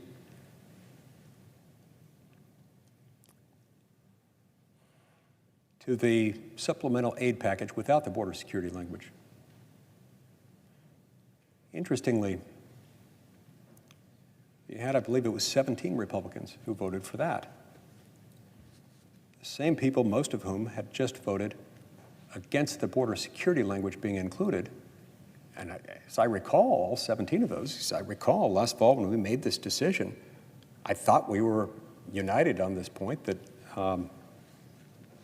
we needed to try to force through legislation that would compel the president, leaving him no easy out to actually secure the border. I thought that's what the plan was. Maybe some never were on board with that altogether, but it just makes no sense to me that what we were, as a whole conference, against just a few months ago, they voted for this week, even though there's now nothing in there to secure the border. Now, we could have, should have, instead come up with this simple set of things. We maybe should have done that even last fall, though the need for it has become even more pronounced ever since then. To just say, okay, we know a border security deal that could pass the House of Representatives because it has passed the House of Representatives. And we know that I believe all 49 Republicans have been supportive in other contexts of this bill passed by the House of Representatives in the border security context called H.R. 2, or at least the essential elements of it. We could have added that to it, maybe added a couple of other provisions, or maybe not, and just put that forward. H.R. 2 would make a big difference. It would really tie the administration's hands and make it much more difficult for the administration to continue being an active accomplice in this full-scale invasion taking place across our southern border that, according to many, has let in 10 million people or so, maybe more, just since January 20th, 2021. Why didn't we do that? Many of us suggested, again, even this week, and it's been suggesting from the beginning that we add language there. Then a number of my colleagues made another suggestion at the time. Why not, in addition to H.R. 2, why don't we add something just to make sure that this actually happens that would require the Biden administration to achieve certain border security metrics, to achieve a secure border, to achieve actual operational security of the operational control of the border as defined by law, before all the Ukraine aid could be released. Many, if not most, Republican senators ended up echoing that belief. I believe I first heard it suggested by my friend and colleague from North Dakota, Senator John Hoeven. Himself a former governor of a border state, albeit a northern border state. Dynamics up there are a little bit different. Had we done something like that, I think that could have and should have been able to unite at least nearly all Senate Republicans. To my knowledge, it would have. We'd be in a much better position if we had a package supported by Republicans that were supported by most Republicans. Instead, what we've gotten is something that has become far too common these days. And I take no joy in describing it this way. Circumstances in which our own Senate Republican leadership is tragically chosen to support legislation that unites all or nearly all Senate Democrats while sharply dividing Republicans. It almost doesn't even capture it. Not just sharply dividing Republican senators, but securing the, anywhere from 9 to sometimes 19 or 20 Republican votes to join with Democrats to advance Democratic policy overwhelmingly favored and championed by Democrats that most Republicans in the Senate and in America overwhelmingly oppose. This is far from the only example of this happening, far from the only example of this happening even throughout the duration of the Biden presidency, far from the only example of this happening then or in the prior administration or in other administrations since I've been a United States Senator, since I became a United States Senator in 2011. Why does our own Senate Republican leadership sometimes try so hard to get a handful of Republicans, a minority of Republican senators, to join in an effort that unites most, or in many cases all, Senate Democrats on an issue so aggressively opposed by most Republicans in the Senate and in America, if not most Americans themselves? I don't know that I can fully answer that question, but I don't know that I need to here because I know, what I do know is that it's happening here. When you saw 17 Republicans at the urging of Senate Republican leadership joining with a near unanimous Senate Democratic caucus to advance a bill important to President Biden that overwhelmingly is supported by Democrats. And yes, some Republicans do support it, but it's a slim minority of them among Americans, even more of a slim minority among Republicans at large than it is among Senate Republicans, but it's still a slim minority among Senate Republicans. Why do we do this? We shouldn't. We certainly shouldn't here, not where our own border security presents such a clear and present threat to American national security. One of the things that I find so galling and so difficult to accept, much less understand, is the fact that we're told by our few Republican colleagues who aggressively support this bill that we have to support it, that they support it, because our own national security depends on it. That's hard for me to understand. And I genuinely do like to understand other people's arguments when addressing them. As a lawyer, it was my job to thoroughly understand my opponent's argument. Nothing works as well if you don't understand your opponent's argument. And when you understand it, the debate can become crystallized. It can become clearer. It's hard to understand it here because it's hard to understand a coherent defense of it, especially when they're telling us that the war in Ukraine and our ability to fund it is kind of a without which not component of our national security. Even though we would have the ability, if we held off for a while, and if we said, to our Democratic colleagues, With all due respect, we do need to present you with another option. We presented something that actually would secure the border in meaningful ways. You'll get enough Republican votes to move forward. If you do this, you won't get those votes if you don't. It seems a much better way forward than for us to claim that we're going to do that, only to not do that at the end of the day. And the first sign of trouble of a border security deal that failed to secure the border to our satisfaction, 17 of our Republican colleagues joined with the Democrats and abandoned the commitment that I thought we had made a few months ago to each other and to our voters, to the American people generally. It's baffling, it's troubling. But more importantly, Madam President, it's not too late. It still isn't done. We haven't passed the bill. We could still tomorrow, 1 p.m. tomorrow, we're scheduled to vote on cloture on the bill. That is bringing debate to a close on the bill. If enough of those Senate Republicans changed their position between now and then and voted against cloture on the bill, then we could have a chance again to say, let us take another shot at it. We can come up with language, probably in a few days, that we could propose, I think could unite at least nearly every Republican in the Senate.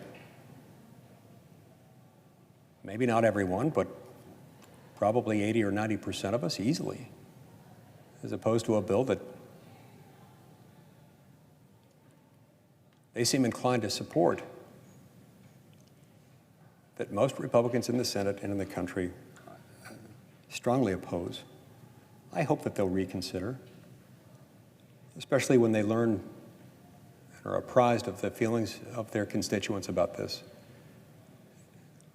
especially as their constituents learn about some of the details of this bill. So let's talk about a few of those details now, considering as we now have the backdrop of this legislation, how we got here, and why it is that Senate Republicans overwhelmingly oppose this bill, and why it is that that is quite arguably inconsistent with the commitment that Senate Republicans have made to each other and to the public, that 17 of them have now seem to have indicated that they're not supportive of. So what remains of the bill? Let's talk about that for a moment. Among its many other features, among the many tens of billions of dollars that it sends to Ukraine, there are a few provisions that I feel the need to highlight here. One provision, it gives $238 million, so close to $250 million, for increased U.S. troop deployments to Europe. What does that mean? Well, I'm not sure, but I'm pretty sure it has a lot to do with the conflict in Ukraine and other things surrounding it. Does this mean, could this mean that we're preparing to involve ourselves more directly, more kinetically in the war between Ukraine and Russia? Whereas up to this point, we've been acting through a proxy, Ukraine. If so, the Senate ought to begin debates on an authorization for the use of military force or a declaration of war to that effect, but we haven't. So why then are we deploying so many troops there? Well, the skeptic, the cynic, could argue that whenever we do that, whenever we deploy U.S. military personnel into a zone of hostilities or into a zone in which hostilities appear to be imminent based on the circumstances, we're more or less acknowledging that what any of us would consider actions tantamount to warfare are, if not inevitable, somewhat likely. So when we increase our troop deployments into that area, perhaps anticipating that that war may spill over or that we might become more more directly involved, or to an area where we've got covering more of a surface area where there's a bigger target on us. At that moment, we become a little bit more committed, a little bit more likely to go to war. We put them there if they do things that impact our troops, our U.S. military personnel, as various Iranian proxies in the region, in and around the Middle East, have done in recent weeks, we become that much more likely to be involved in armed conflicts. See, when they fire on our people, the president has some immediate authority to repel an attack as it's occurring, or that in turn can quickly lead into full-scale warfare. We ought to be having more of those discussions. Instead, we're just spending more money, quietly sending more troops there. I don't think that gets enough airtime. Different people might have different feelings about the extent to which we ought to be involved in that conflict, but we're not having them. And this is a conflict, after all, that involves some major adversaries that could involve not only Russia, but Iranian proxies and ultimately Iran. And all this has been stirred up at about the same time. We ought to be concerned about that. We ought to be having conversations about where that can take us, and we're not. It also allows an additional $7.8 billion worth of weapons to leave U.S. military stockpiles immediately. Now, keep in mind, we're still looking at years before those stockpiles are fully replenished. And if we have to engage elsewhere, let's say if we have to engage in the Indo-Pacific region in the near future, for example, if Beijing were to attack Taiwan, and we wanted to supply Taiwan with weapons that it could use to deter that action, to make it less likely.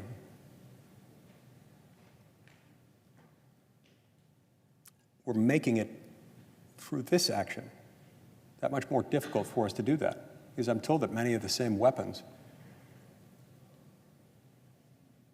according to a number of foreign policy and military experts, people like my friend Elbridge Colby have pointed out that a lot of the same weapons that are being given to Ukraine now are the same weapons, the same types of weapons and weapon systems that would be needed in Taiwan to deter an attack on Taiwan from Beijing. So that ties our hands there. Some would also add that a lot of those same weapons are the same things, at least in some cases, needed in Israel, by Israel. And yet, we're giving up an additional $7.8 billion worth of this stuff. Now, it'd be one thing, it'd still be significant given the cost. It'd be one thing if we could just turn on a switch and say, make more of these weapons. Weapons with names like Javelins, ATACMS, HIMARS, among many others. If we could just flip a switch and say, make more of those. It's not really how it works. This stuff is really sophisticated. It's really complicated. And some predict that we may not be able to replenish our stockpiles until the 2030s. In some cases, until many of the people entering our borders unlawfully today might have their ultimate immigration judge hearing. And well after the time in which many people fear Beijing might be most tempted to make a move on Taiwan. But even more concerning, we don't know what other threats the U.S. might be facing over the next, I don't know, decade or so. There may be other threats to our national security out there, threats we might not even be focused on right now. It might require those for the use by our military forces in protecting the American homeland.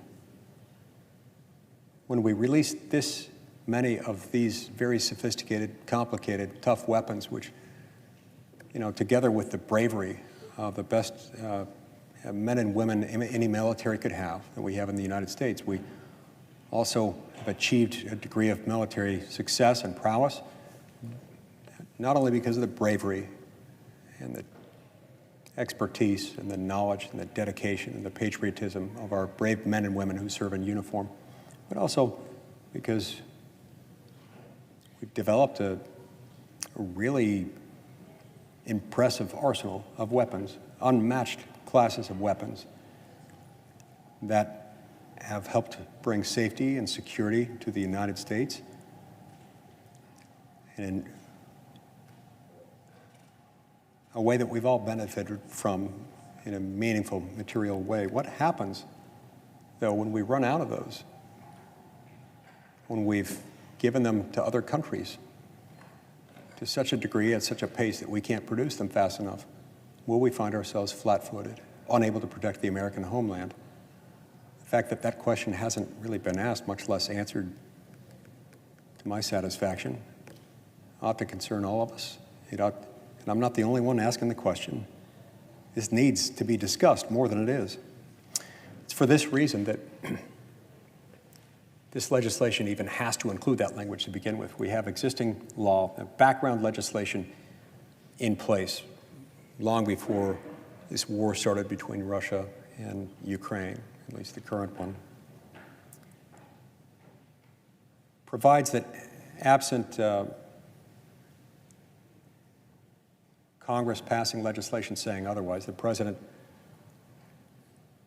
has a maximum of $100 million of what they call presidential drawdown authority, that he can draw down existing caches of weapons, ammunition, things like that, $100 million without additional permission from Congress.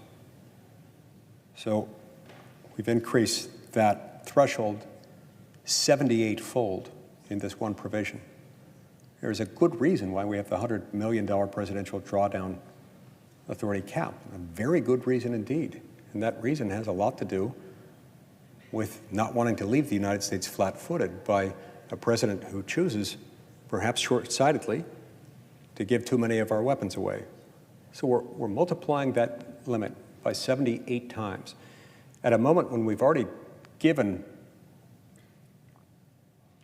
even more than that to Ukraine, at a time when our weapons cache of all kinds of weapon systems that we need to rely on have been depleted substantially. This is scary. We should be concerned. So it's not just that this bill doesn't protect American national security on the homeland by fixing the border crisis and ending the invasion. It's that it also depletes our weapons and makes us less able to protect our homeland and our allies when needed. This bill also allows the Department of Defense to enter into contracts for $13.7 billion in new equipment for Ukraine through the Ukraine Security Assistance Initiative. This with no requirement whatsoever for the Biden administration, for the Pentagon, to prioritize contracts that are necessary for our own readiness. In other words, the Biden administration is free under this legislation, as it may choose, and as it's widely expected to choose, to prioritize this new series of weapons contracts to the tune of $13.7 billion for Ukraine over weapons procurement needed to protect the American homeland. That's concerning. That ought to worry the American people. The bill also funds the Ukrainian National Police, and get this, the Ukrainian State Border Guard to the tune of $300 million. Just let that sit for a minute. $300 million going to protect Ukraine's border, to the Ukrainian National Police and to the Ukrainian State Border Guard, while the Biden administration refuses to enforce and secure our borders. Is this a good idea? Oh, it's a great idea. if you're Ukraine, and make no mistake, I want Ukraine to win. I want Ukrainians to be free. I bear them no ill will, but this is a really good deal for them. It's much less of a good deal for the United States and for the American people. This ought to be concerning to every one of us, Republican, Democrat, Libertarian, Independent, whatever you are. This ought to worry you more than just a little bit. Here's another galling feature. This legislation ensures that Ukrainian bureaucrats, rest assured, won't miss a paycheck, not a single one, for the next year, courtesy of $7.8 billion in budget support from U.S. taxpayers. So we'll be paying meeting their entire government payroll. My understanding is it's for an entire year. No questions asked, courtesy of the American people. Courtesy of the American people, while their own people, the Americans, funding this through their hard-earned taxpayer dollars and through the corresponding increases in the price of everything they buy, from housing to health care, from gas to groceries and everything else. That on top of their already hefty tax bill is paying for this.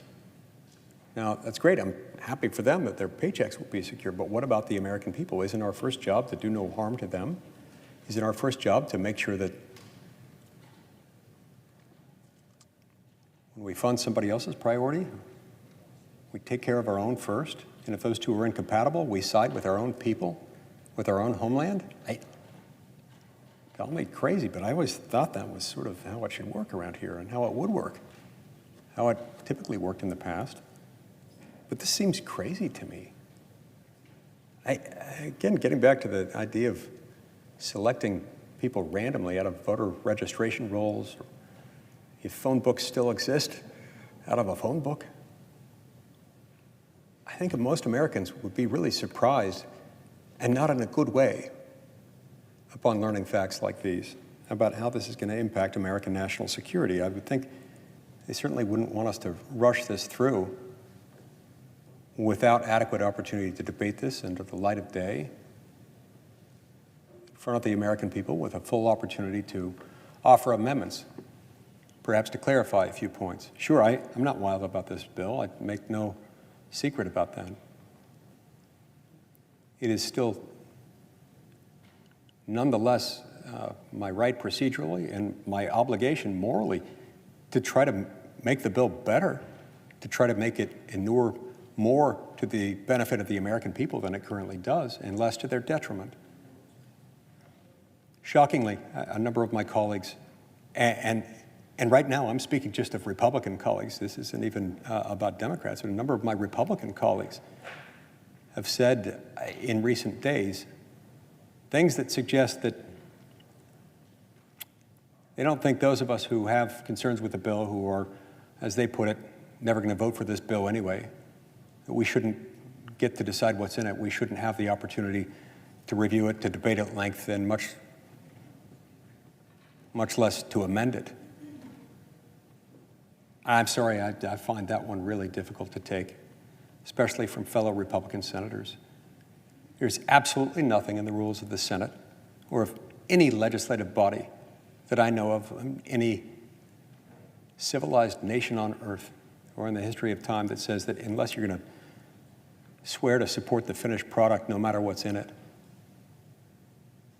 that you can't support amendments to it, that you shouldn't be allowed to fully debate it and adequately have the opportunity to introduce and vote on amendments to improve it. It is our obligation. And I find it shameful that any member of this body would say that. I find it especially troubling that Republicans, particularly the slim minority of Republicans who have chosen to unite Democrats, sharply divide Republicans on a policy that is embraced by the Democratic Party and overwhelmingly opposed by Republicans, would say that to a fellow Republican standing up for what most Republicans in this body and in America believe.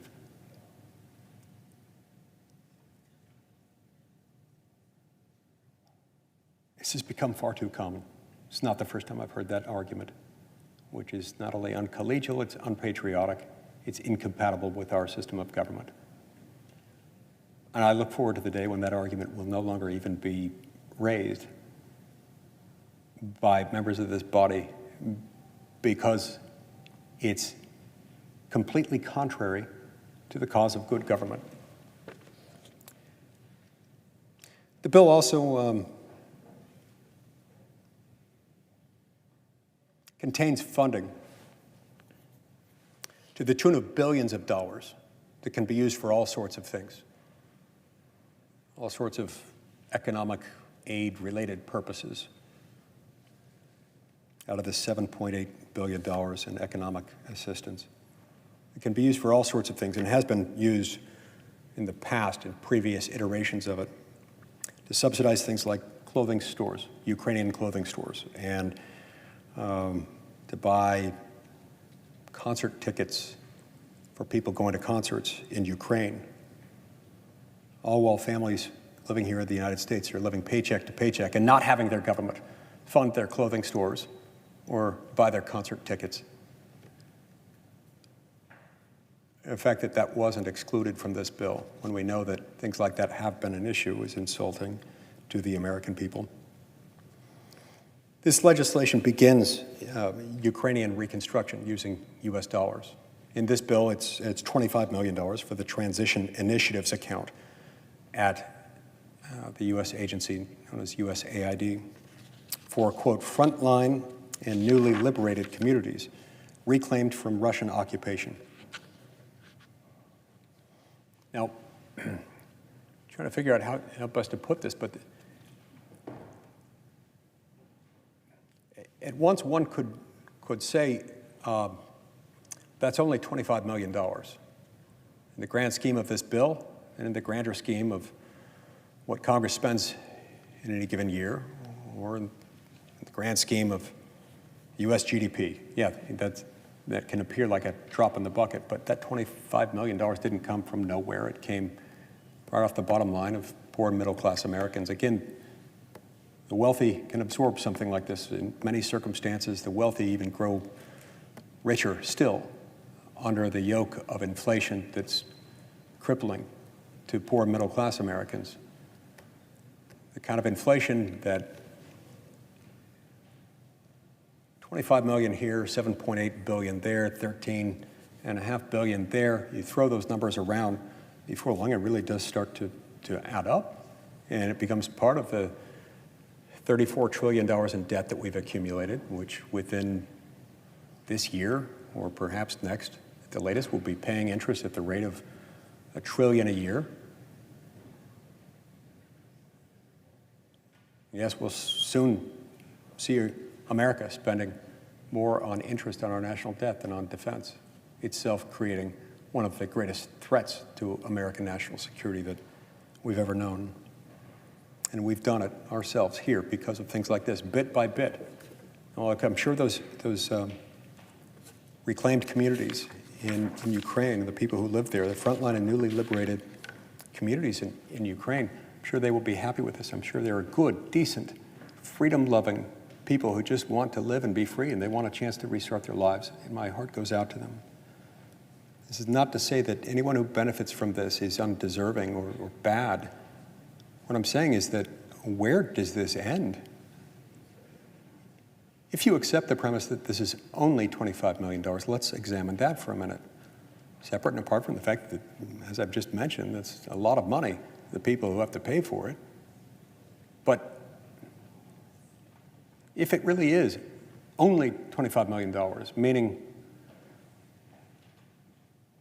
it's only $25 million now, but we're setting a predicate now that apparently we're going to be responsible for reconstruction throughout Ukraine. It's going to be our responsibility from half a world away to fund and oversee the reconstruction of territory reclaimed as it's reclaimed, liberated from Russian control.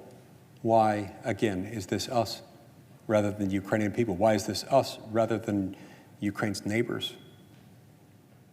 Especially when we've already given so much more than any of them, or in some cases, all of them combined for their military aid.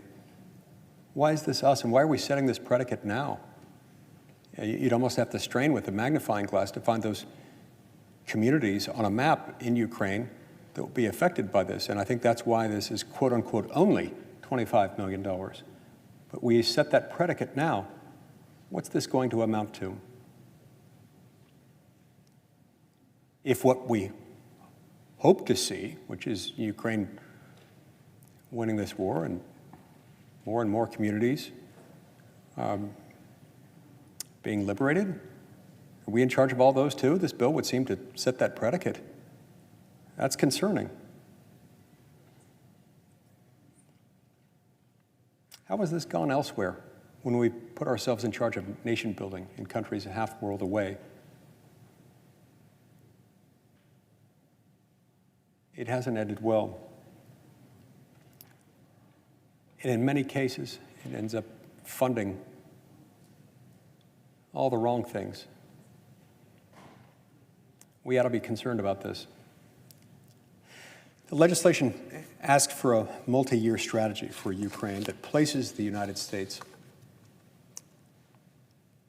at the helm of things like I just mentioned, things like the $25 million reconstruction plan, for lack of a better word, is a gift to these woke and complacent European allies who refuse to own the responsibility of securing their continent, of securing their own backyard.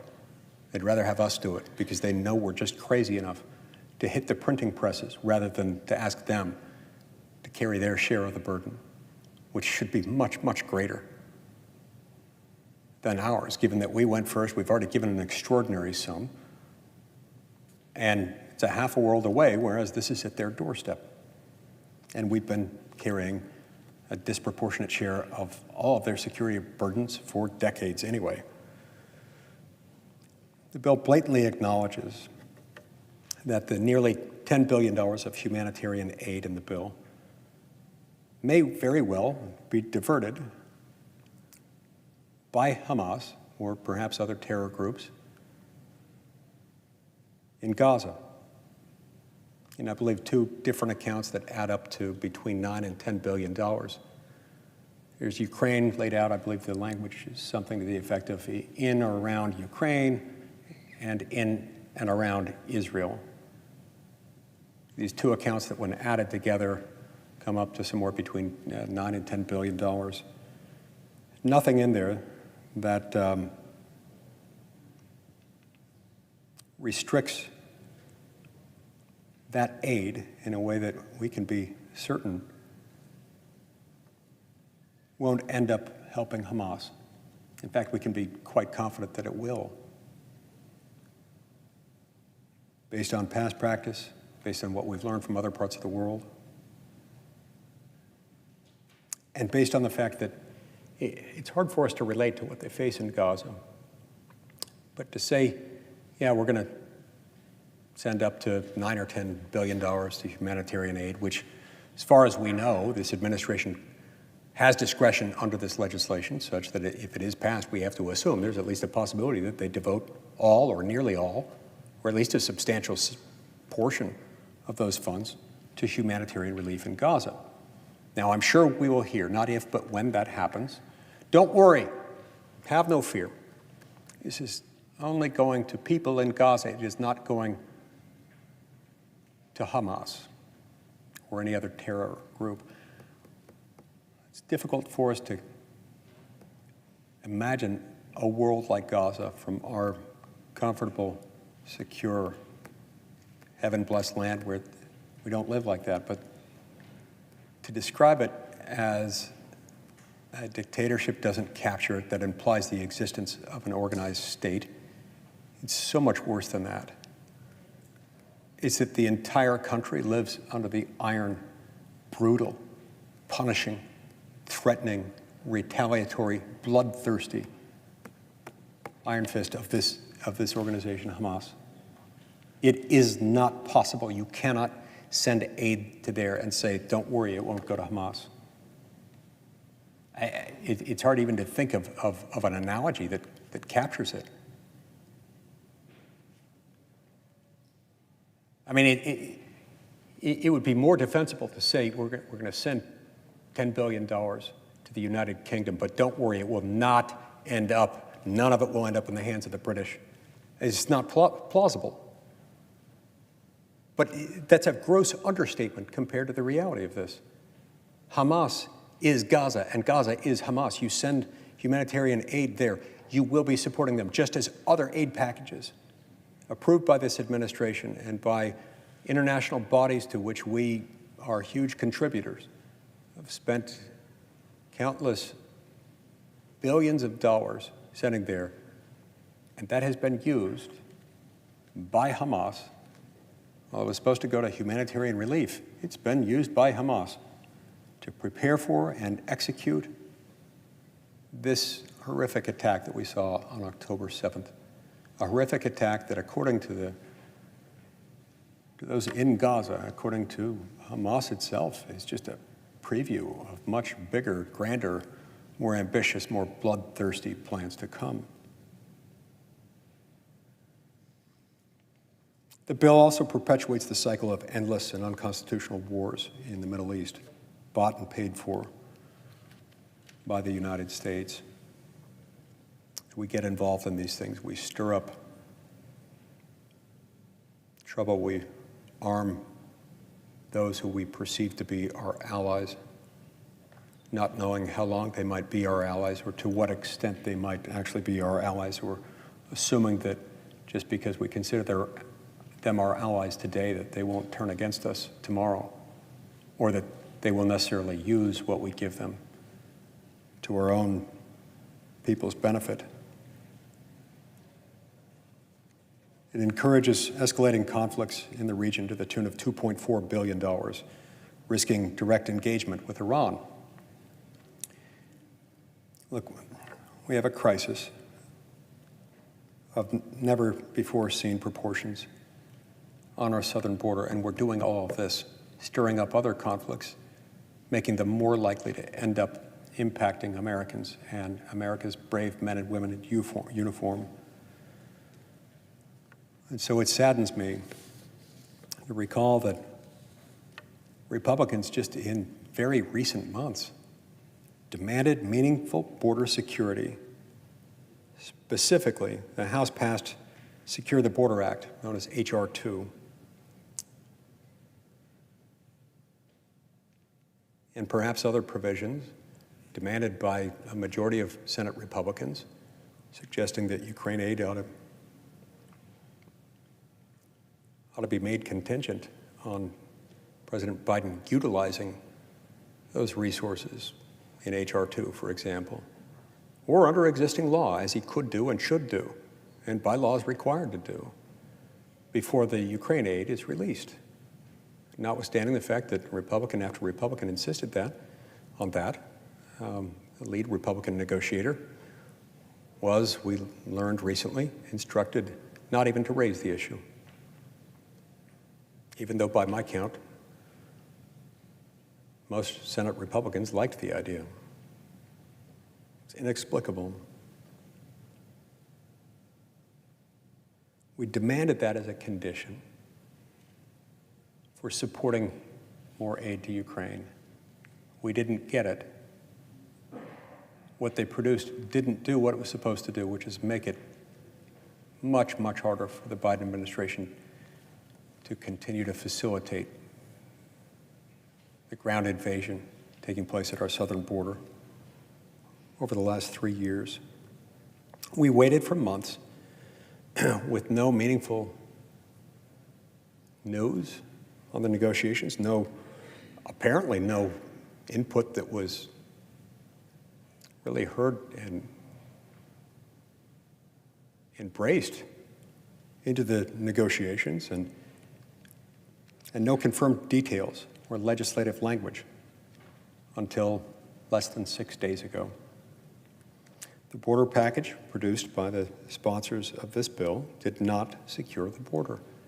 It contained other features that perhaps in future administrations might prove helpful at the margins, but it also contained a lot of things that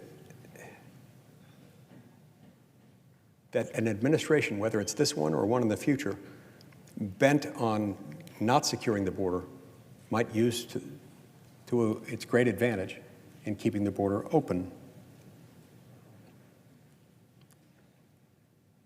So it didn't harness, as it was supposed to, the overwhelming democratic support for more Ukraine aid in order to use that support on the Democratic side as leverage for actually making the border more secure in this administration. It didn't do that. So that's why we said this one won't suffice. Let's offer up something that actually will. But as you know, that it doesn't offer any real consequence when you say that, unless you're willing to walk away from the deal. And because just enough Senate Republicans, well, a little more than just enough, but a minority, a slim minority of Senate Republicans, just 17, decided to support this bill that we as a conference said a few months ago we wouldn't support without something forcing border security, because they came back and said, never mind, we'll do it anyway, even though we said beforehand we won't. Because they did that, of course the Democrats don't want to negotiate something that would force border security. I wish they would. They should. It shouldn't be it should be a bipartisan issue. It shouldn't be deeply partisan, wanting to secure the border, but for whatever reason they feel that way. And so, given that they feel that way and want to support this administration's lawless approach to our southern border, of course, they're going to take the lowest price that they can get Republican support for.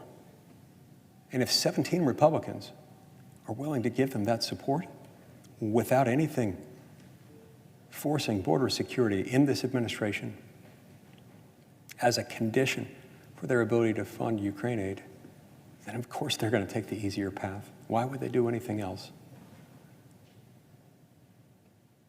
That part makes sense. What I can't understand is why Republicans would do this. Why would Republicans, having taken that stand, do an about face and say, oh, never mind? It's as though we walked in to a car dealership saying, we want to buy this car.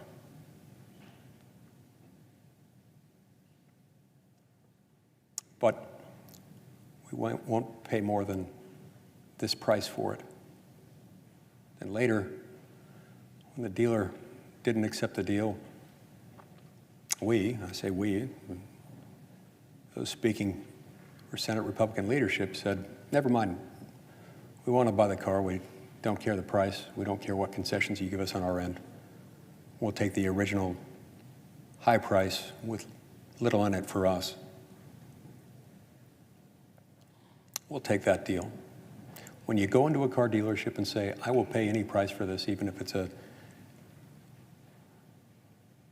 exorbitantly high price, you're not going to get a great deal, and that's what happened here. It really is unfortunate.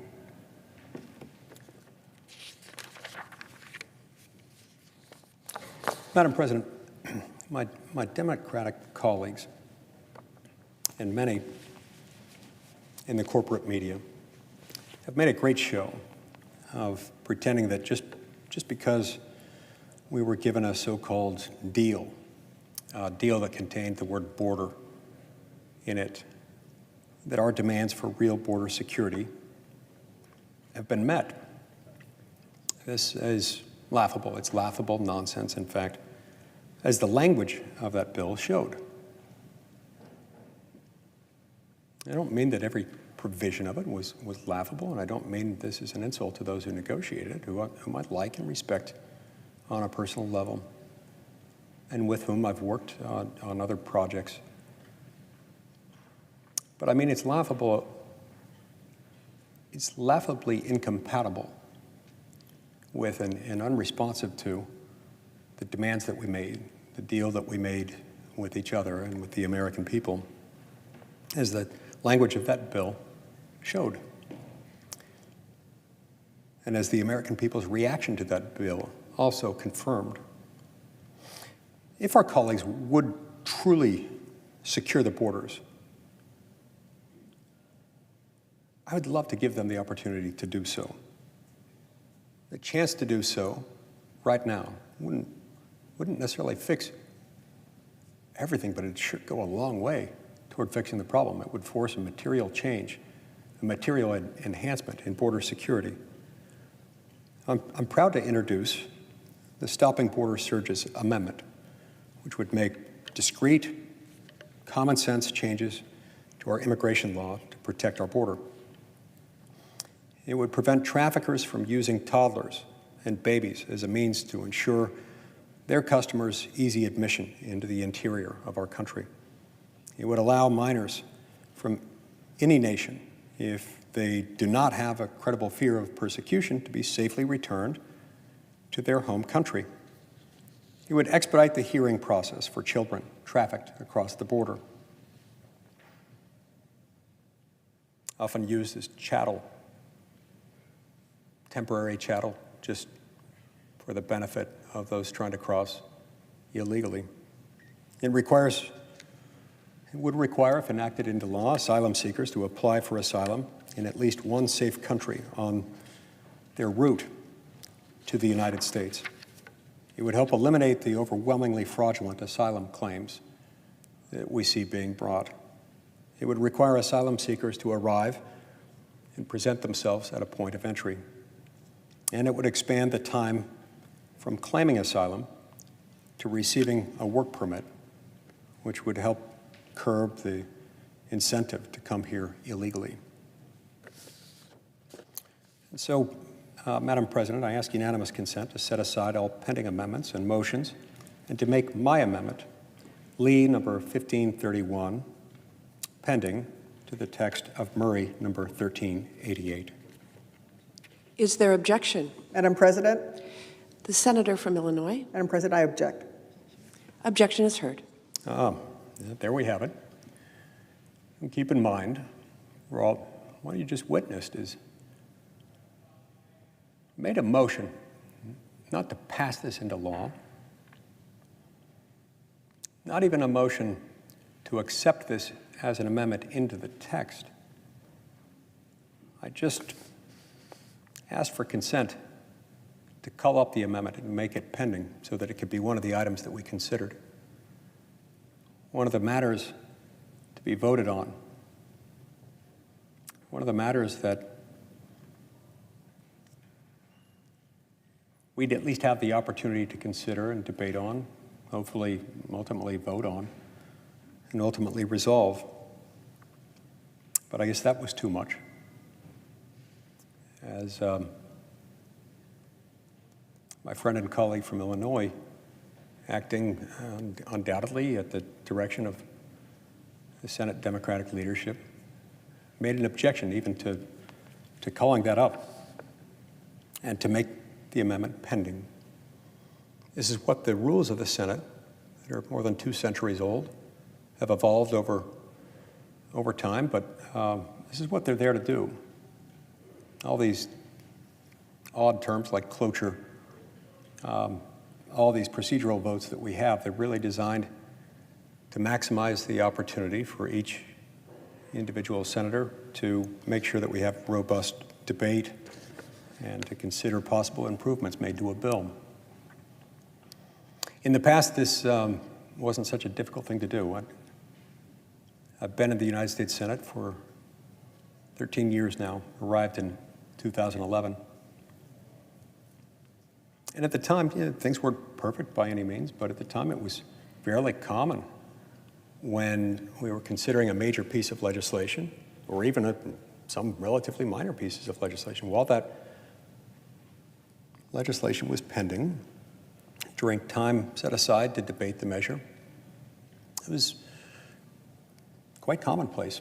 It was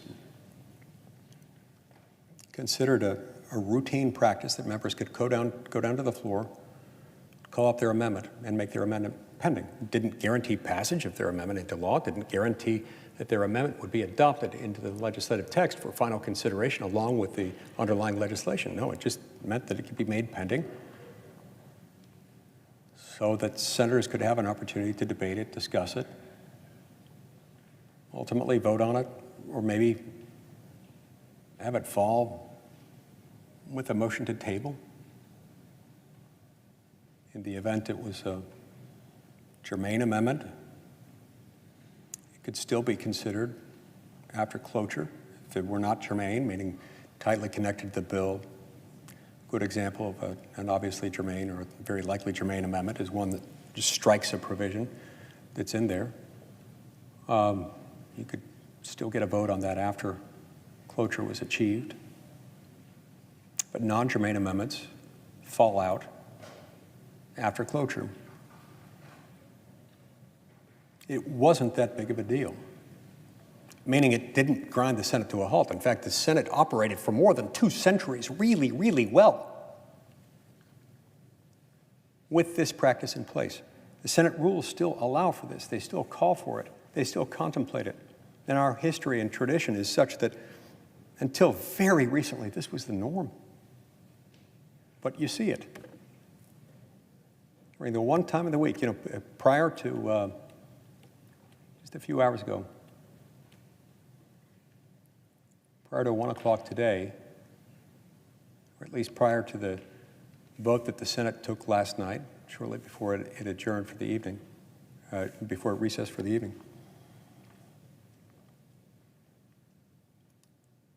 we had a vote. And prior to that time, it wouldn't have been in order to make an amendment pending. It is now in order. It's in order now, and I believe will be until we vote on cloture, likely to occur sometime tomorrow. But this is the time when we're supposed to do that.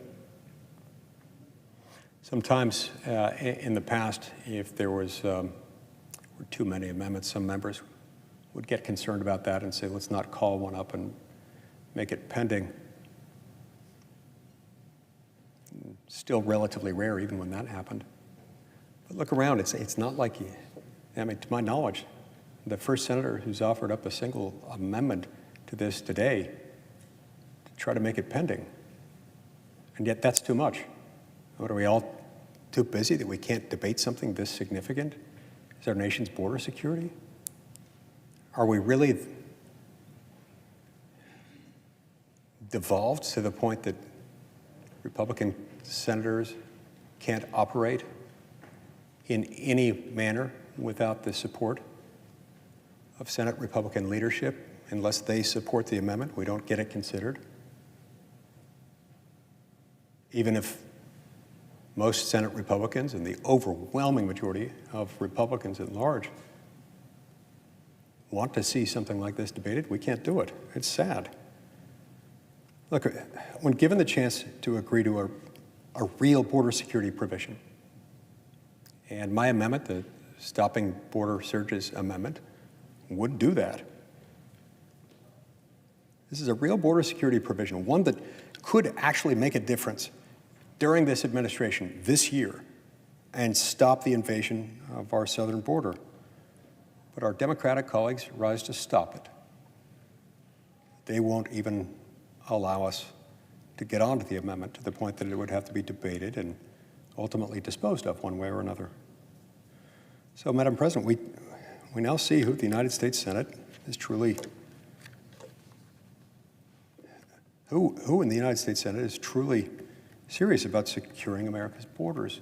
If we won't even allow people to debate measures that would, unlike the provision rejected earlier this week, actually force border security in connection with and harnessing the willpower, the substantial willpower, especially among Senate Democrats, to fund Ukraine. We don't have that opportunity.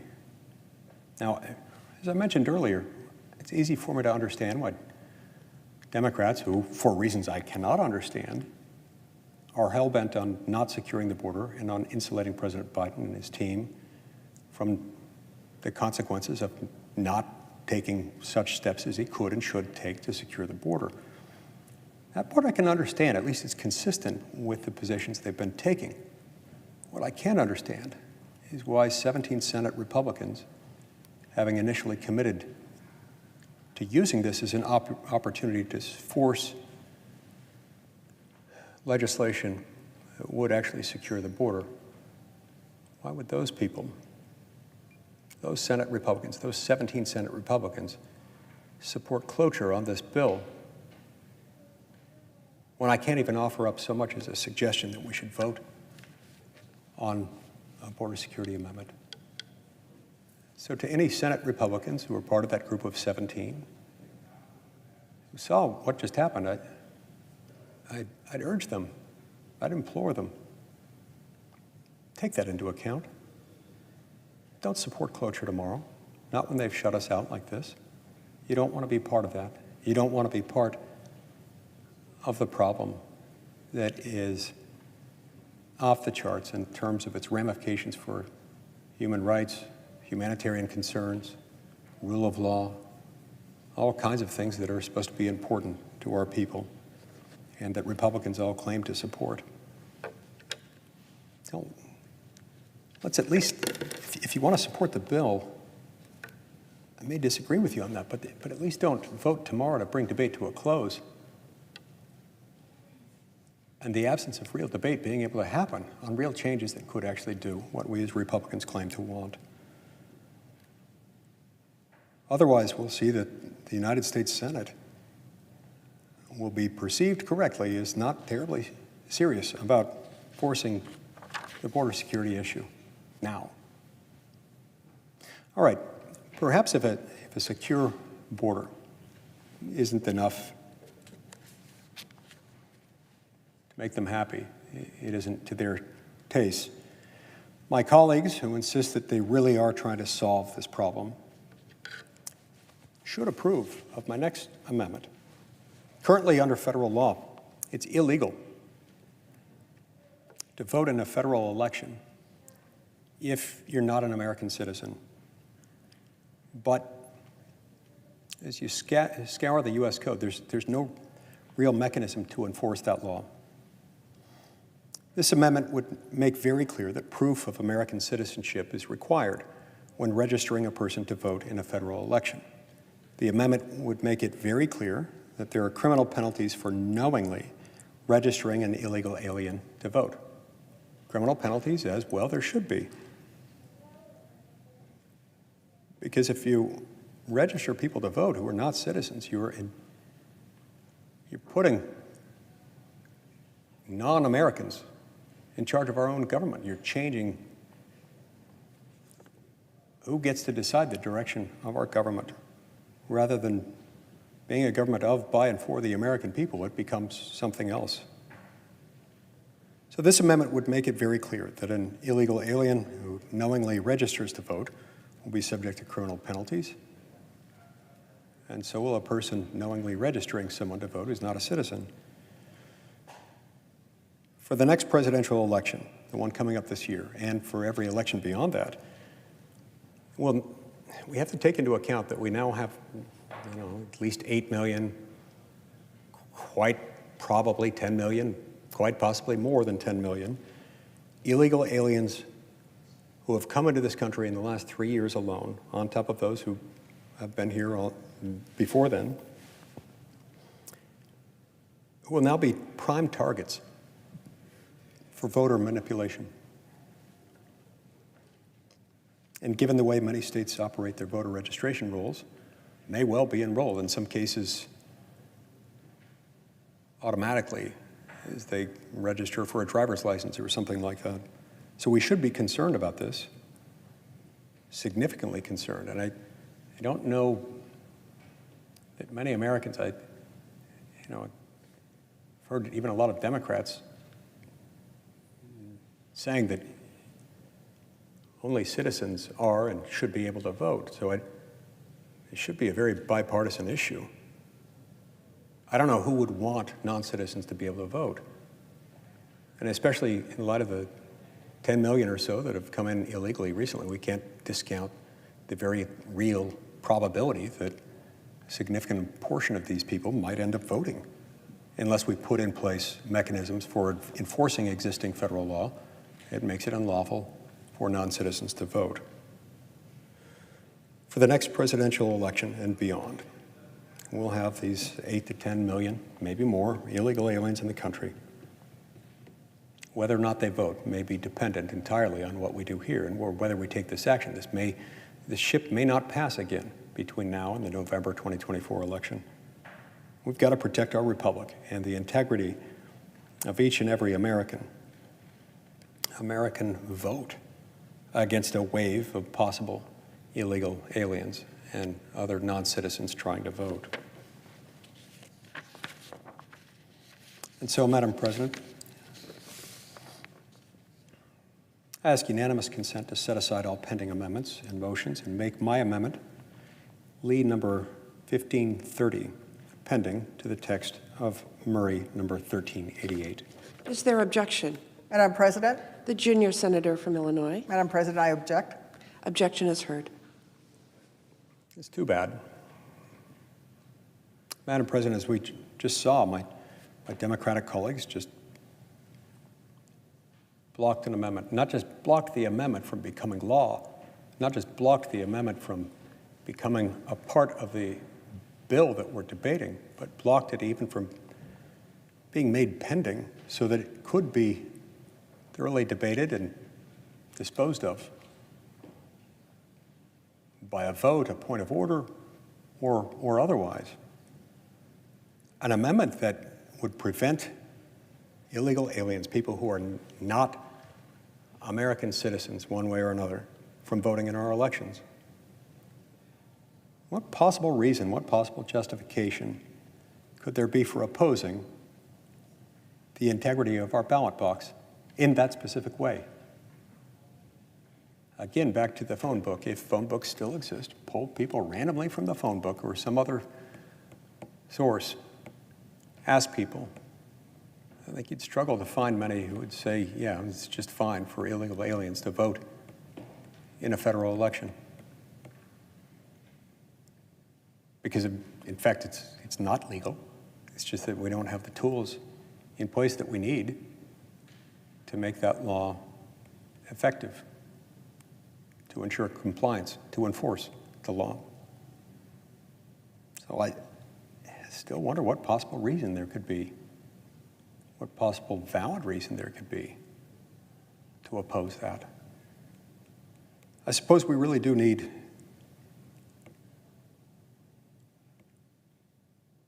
as some would say it, we need more immigrants to come into this country to do jobs that Americans don't want to do. I've always found that argument offensive on multiple levels. I don't really even know what that means exactly.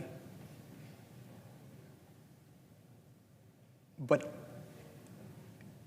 certainly, whatever job people who say this sort of thing have in mind, that a non-citizen would do, that an illegal alien would do, that a U.S. citizen or someone otherwise lawful inside the United States wouldn't do.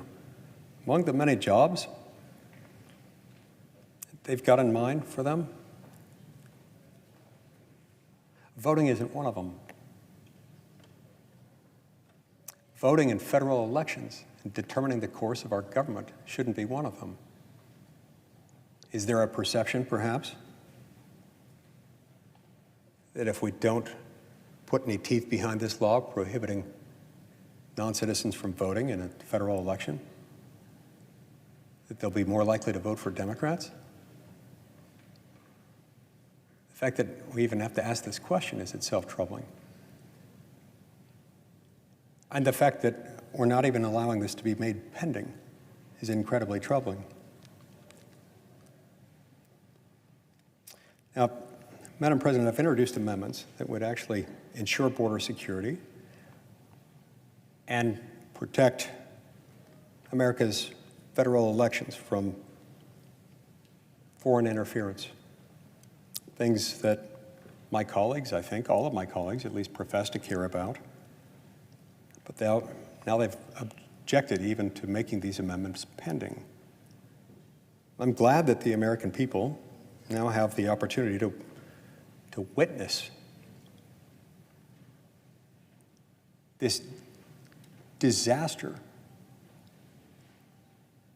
on full display, to witness the dysfunction in a body that until recently prided itself as the world's greatest deliberative body into something that's decidedly non-deliberative. You see, that practice that I referred to a few minutes ago that was fully in place, not just for years, not just for decades, but for centuries before I got here. Once you got onto a bill, and the bill was on the floor, members could routinely come to the floor, call up their amendment, and make it pending. And the Senate would dispose of it. Yes, it takes time, but it's what we're supposed to do to make sure that it's thorough. In recent years, sadly, with the assistance of leadership of both political parties, increasingly, they won't let you do that unless you have what's called a unanimous consent agreement to bundle up a whole bunch of amendments, those that everyone decides, particularly Republican and Democratic Senate leadership decide, are acceptable to them to be voted on. And this often entails surrendering, limiting the amount of time that can be used to debate those things. You have to get somebody else's permission before doing that. And then get Senate Republican and Senate Democratic leadership to bless that and come to the floor and propose it in a unanimous consent agreement.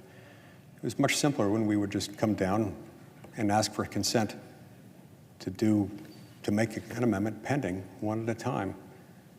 Simple principles of collegiality and demand that we do that. Now again, I understand that sometimes there might be circumstances when someone concludes that there isn't enough time. By the way, when those circumstances arise, I believe that it's more important, not less important, to let every senator call up, debate, and ultimately vote on amendments they deem necessary. Let the basic principle of exhaustion and the informal, unwritten social rules that govern interpersonal human interactions in the Senate be the limiting force on this. Ultimately, that is what governs it. Ultimately, these things tend not to be abused. Even when in circumstances where any senator can introduce as many amendments as they want during a period of time known as budget votorama. When we're passing a budget or a budget reconciliation act, there is a period of time in which any senator may offer any amendment and have that voted on. And even then, those tend not to last more than 24 hours. Usually we don't even make it that long because the principle of exhaustion kicks in. And the social pressures associated with a body where everybody knows each other also kick in. Here we have none of the excuses that one might otherwise offer, disingenuously, I believe, but offer nonetheless, and we can't do this. Again, to my knowledge, I'm the only senator who's offered to make a single amendment pending this entire day. The chamber is almost empty. Most of my colleagues are not here. If they're in Washington at all, they're not in this chamber.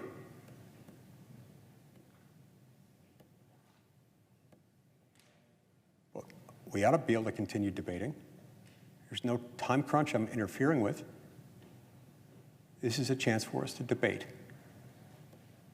and discuss, introduce, call up, make pending amendments, and ultimately vote on them. And this is a fleeting opportunity because unless those 17 Republicans decide to change their vote between now and tomorrow when we vote on cloture on the bill, we won't have the opportunity to do this anymore. This is our only chance. This is our only shot. Look, make no mistake, I understand that there are a lot of Americans that who like this bill, who want it to pass as is. I get it. And they have every right to feel that way. I disagree with them, but I will nonetheless defend their right to take that position. But there are also a whole lot who are not satisfied with this bill and who are downright offended, disgusted, hurt, or scared that we'd consider voting on something like this without even considering a single change to it. So what, you put a few negotiators in a room, very small handful, and you say, you iron it out, you write it, keep it secret from everybody else until days before the Senate will even debate it, and then you limit, as they may do if they decide to support cloture tomorrow, limit to only about what, maybe, effectively speaking, maybe 24 hours, the period of time in which amendments could be called up and made pending, debated, voted on, considered. If they support cloture tomorrow, they're saying, forget that. You don't matter. Your views don't matter. Those who embrace your views and are trying to champion them in connection with this bill don't matter. Because they don't count. If you're not a super senator, if you're not part of the law firm of Schumer and McConnell, we're not closely tied to them or in alignment with their views on this legislation, then no matter how many hundreds of millions of Americans disagree strongly, your views don't count. They can't even be voted on here. That's really tragic. It's something that we're losing as an institution. It's something we're losing as a country.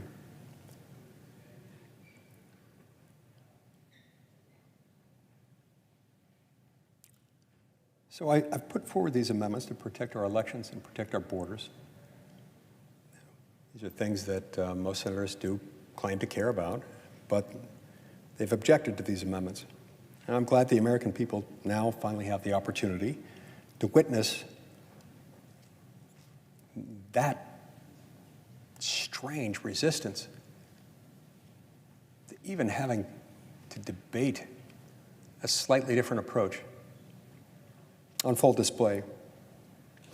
I'm now going to address some other issues with the other major problem in this bill. That is the reckless, wasteful, bloody expense to the American taxpayer to fund a proxy war on the other side of the world. On this front, Madam President, the Biden administration's posture of as long as it takes and as much as it takes in Ukraine, it's not a real strategy. It's not a strategy at all. In fact, it's a blueprint for yet another forever war. Now, we've blindly sent over $113 billion for Ukraine with no plan, no mission, no clear objectives on how U.S. engagement directly benefits our own national interests, how it makes individual men and women and children in America any safer. And this blind spending needs to stop, and it must stop today. We really shouldn't be sending one more dollar, one more dime, one more penny without a plan. The Biden administration needs to put pen to paper to deliver a strategy that aligns our national interests with specific time-bound objectives. And I've got an amendment, my Define the Mission Act amendment, that would allow only 2% of funds intended for Ukraine to be released until the president delivers a strategy with specific objectives and precise timelines to Congress so that Congress can make an informed decision about these weighty matters and very impactful measures within the bill. And so I ask unanimous consent to set aside all pending amendments and motions and make my amendment, Lee number 1449, pending to the text of Murray number 1388. Is there objection? Madam President? The junior senator from Illinois. Madam President, I object. Objection is heard.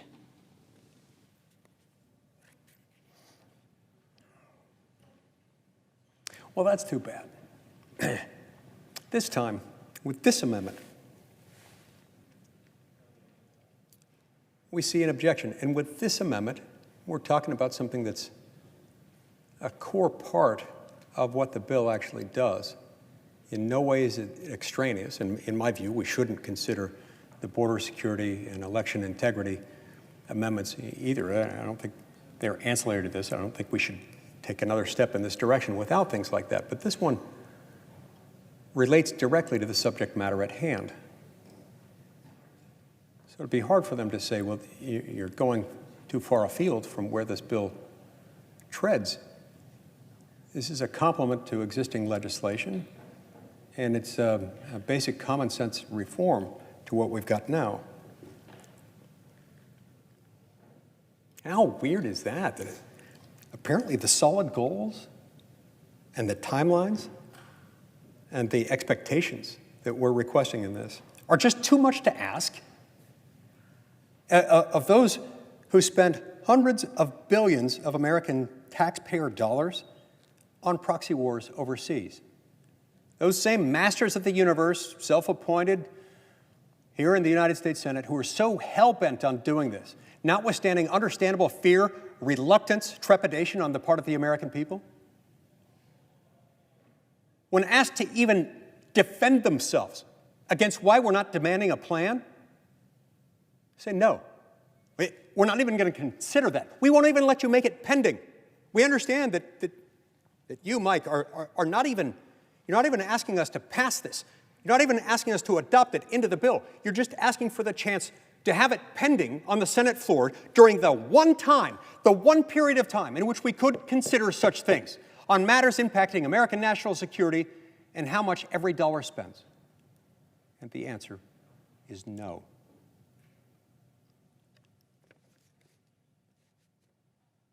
I suppose the plans must be in their heads. They must be in the heads of the wise sages over the Pentagon and the White House, and the wise sages among Senate Democrats, and the wise sages among the 17 Senate Republicans who are willing to vote yes on the cloture on the motion to proceed this bill. But I hope, I expect, I ask, I beg, I plead that the 17 Senate Republicans, each of them, who voted for front-end cloture on this bill, will reconsider their back-end cloture on this bill. It could come as early as tomorrow, because debate has been shut down. Bad things happen, Madam President, when we take debatable matters, especially important, essential debatable matters, and render them beyond debate, because a select powerful few refuse even to debate them. It's appalling, it's un-American, it's undemocratic, and the American people deserve better, and we all know that to be true.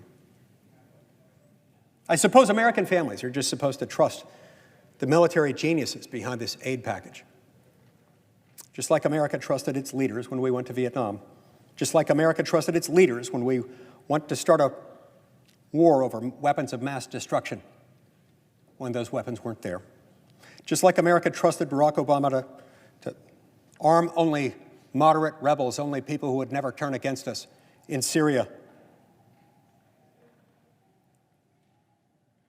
This is the kind of trust that Joe Biden and the U.S. Senate asks for now. Why would the American people and those they elect to represent them in this body fall for this yet again? Like Charlie Brown kicking the football that magically disappears upon Lucy's action over and over and over again. You know what they say about insanity? I think it's safe to say that what we're doing is insane by that or any reasonable definition. But don't worry, America. I'm sure this time it will be different. I'm sure this time nothing will go wrong. Never mind the fact that we're picking a fight through a proxy war with a nation that has enough nuclear weapons to kill us many, many times over. Never mind the fact that we're $34 trillion in debt. Never mind the fact that we're being invaded across our southern border. This time it's going to be okay. Don't worry about it. Never mind the fact that we've got the world's reserve currency and that every man, woman, and child in America alive today has benefited materially from that status, and that we're jeopardizing that very status, and that when we jeopardize it more and more and more, eventually that falls, and we fall with it, and that fall will be unlike anything anyone has ever experienced in this country. Yet we continue to trust.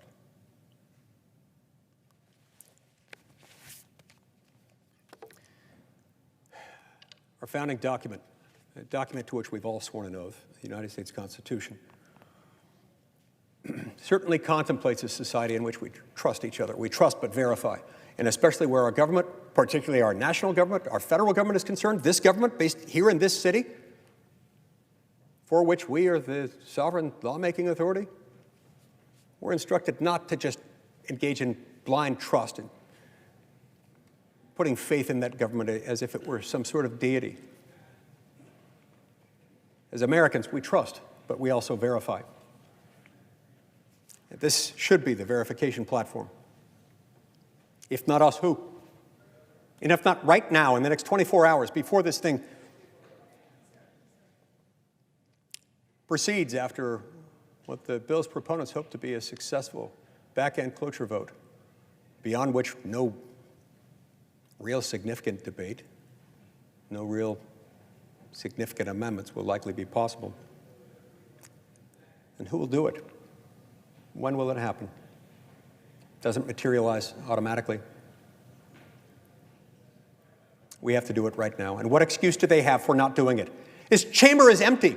Nobody else is lining up. Nobody else is trying to make their amendments pending. And yet the Senate can't be bothered.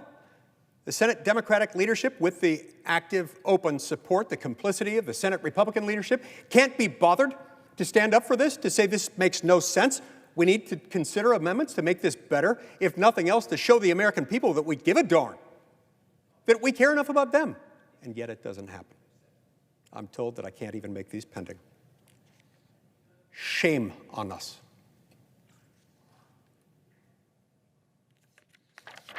We must define our mission.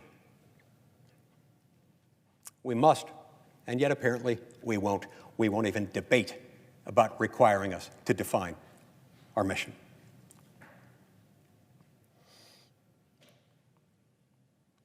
Next, I want to note that every dollar of economic aid in this bill for Ukraine is a slap in the face of every hardworking American battling the cost of living crisis created by Bidenomics right here at home.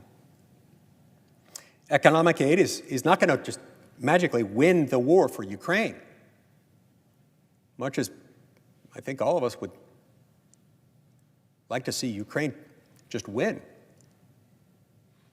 We can't wish it into existence. We can't just dump enough money into it to make it happen. On the contrary, economic aid, by some measures, is proving to be a colossal waste of money, and according to some critics, may be prolonging the war by forestalling a negotiated peace. Americans will be furious to learn that billions of dollars out of their paychecks are subsidizing clothing stores and concert tickets for Ukrainians, while families here in the United States are living paycheck to paycheck. No, their clothing stores aren't getting funded by this government. No, their concert tickets aren't getting funded, nor should they be. That's not the role of the government. The role of this government is to protect life, liberty, and property for this people. It's not to fund concert tickets a continent away in somebody else's war just because they're at war. It's not to pay somebody else's civil servants their salaries for an entire year just because they're at war. Some of my colleagues called the billions of dollars in economic assistance provided to Ukraine as a small amount. A small amount, really? Economic assistance makes up 34% of the roughly $113 billion in assistance that the U.S. has already, prior to this bill, provided directly to Ukraine. Calling that a small portion? That's an insult to every American struggling to put food on the table and gas in the car and a roof over their heads. The leaders of both parties, at least the leaders of both parties in the Senate, will tell you that this bill cut economic aid to Ukraine and that we should be grateful for that. Oh, thanks. The only problem, this is a lie. It's a complete lie. Let's be clear. Providing, quote unquote, only $7.8 billion in economic assistance instead of what President Biden had previously proposed in his boondoggle request of $11 billion is not a meaningful cut. In fact, it's not a cut at all. That's not cutting. It's adding to what we've already given, just adding to it a little bit less than he had originally supposed. That's not a cut. Don't insult our intelligence, especially the intelligence of the American people, by calling that a cut when in fact it is not, and you know it is not. The bill prohibits, mercifully, it prohibits pension payments. That was part of the original plan, you see. President Biden, in his eminent wisdom, wanted also to support pension assistance. And I think that's why it's been reduced from the original request of somewhere in the neighborhood of $11 billion down to $7.8 billion, where this part of the bill now spends. Because they cut out support for Ukrainian pensions. That's great, merciful, I guess, that you're not requiring Americans to do that. Still doesn't change the fact that you're saddling Americans with an obligation that is not theirs, is not ours, it's somebody else's.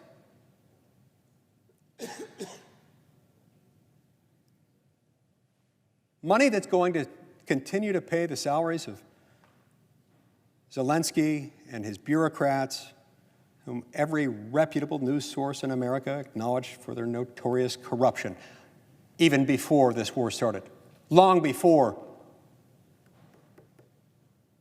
the United States of America started pouring money into this corruption-saddled country to the tune of 12 figures. 12 figures, that's where you get into the hundreds of billions of dollars. So with a country that already has an endemic, systemic problem with money laundering, with corruption, what do you think happens when you dump $113 billion into that country? What do you think happens when you then dump another 55, 60 plus billion dollars on top of that? I can give you a hint. It hasn't gotten better. And as many experts in the region will tell you, there have been example after example where we can't account for billions of dollars at a time. Big mystery there. Big shock there. And yet, the American people are asked to continue to pay the salaries of Zelensky and his bureaucrats, everyone who works for the government of Ukraine. What could go wrong? My colleagues have also said cutting economic aid to Ukraine, again, cutting in air quotes, again, it sends the message to our European NATO allies to, quote unquote, step up and do more. This reminds me of a story I heard in college. I don't know whether it's true, maybe it was apocryphal, of a rich kid who got into trouble while in college. And his parents did what many rich parents do in that circumstance. They took away his Porsche. And in the place of the Porsche, they gave him a brand new Jeep Cherokee. That was not punishment as I perceived it at the time, whether that story was real or imagined. This is certainly not telling Ukraine to get its game in gear. We're not even taking away the Porsche. They've already got the $113 billion that we've already given them. We're letting them keep the Porsche, and we're giving them the brand new, top-of-the-line, fully loaded Jeep Cherokee. That's not a cut. And it certainly doesn't send the message, you better get your game in gear. Not at all. Make no mistake, this really is a laughable attempt at burden sharing. The woke bureaucrats in NATO and the European Union are completely content allowing the U.S. to pick up the tab for Europe's security. The bulk of assistance sent by European allies is humanitarian and economic, despite possessing the capacity and the incentive, and I believe the need, the moral imperative to send weapons. The only way to get Europe to do more is for the U.S. to actually do less. This means no economic aid and no military aid, especially after all we've done and how little they've done over there. That's the only way to get them to tighten their belts. That's the only way to get our European allies in the game. That's why I'm introducing an amendment prohibiting any funding for economic support of Ukraine from paying the pensions or the salaries of Ukrainian government bureaucrats, as well as paying for any Ukrainian welfare programs. Again, this legislation originally was expected to also pay the pensions. President Biden wanted it to do that.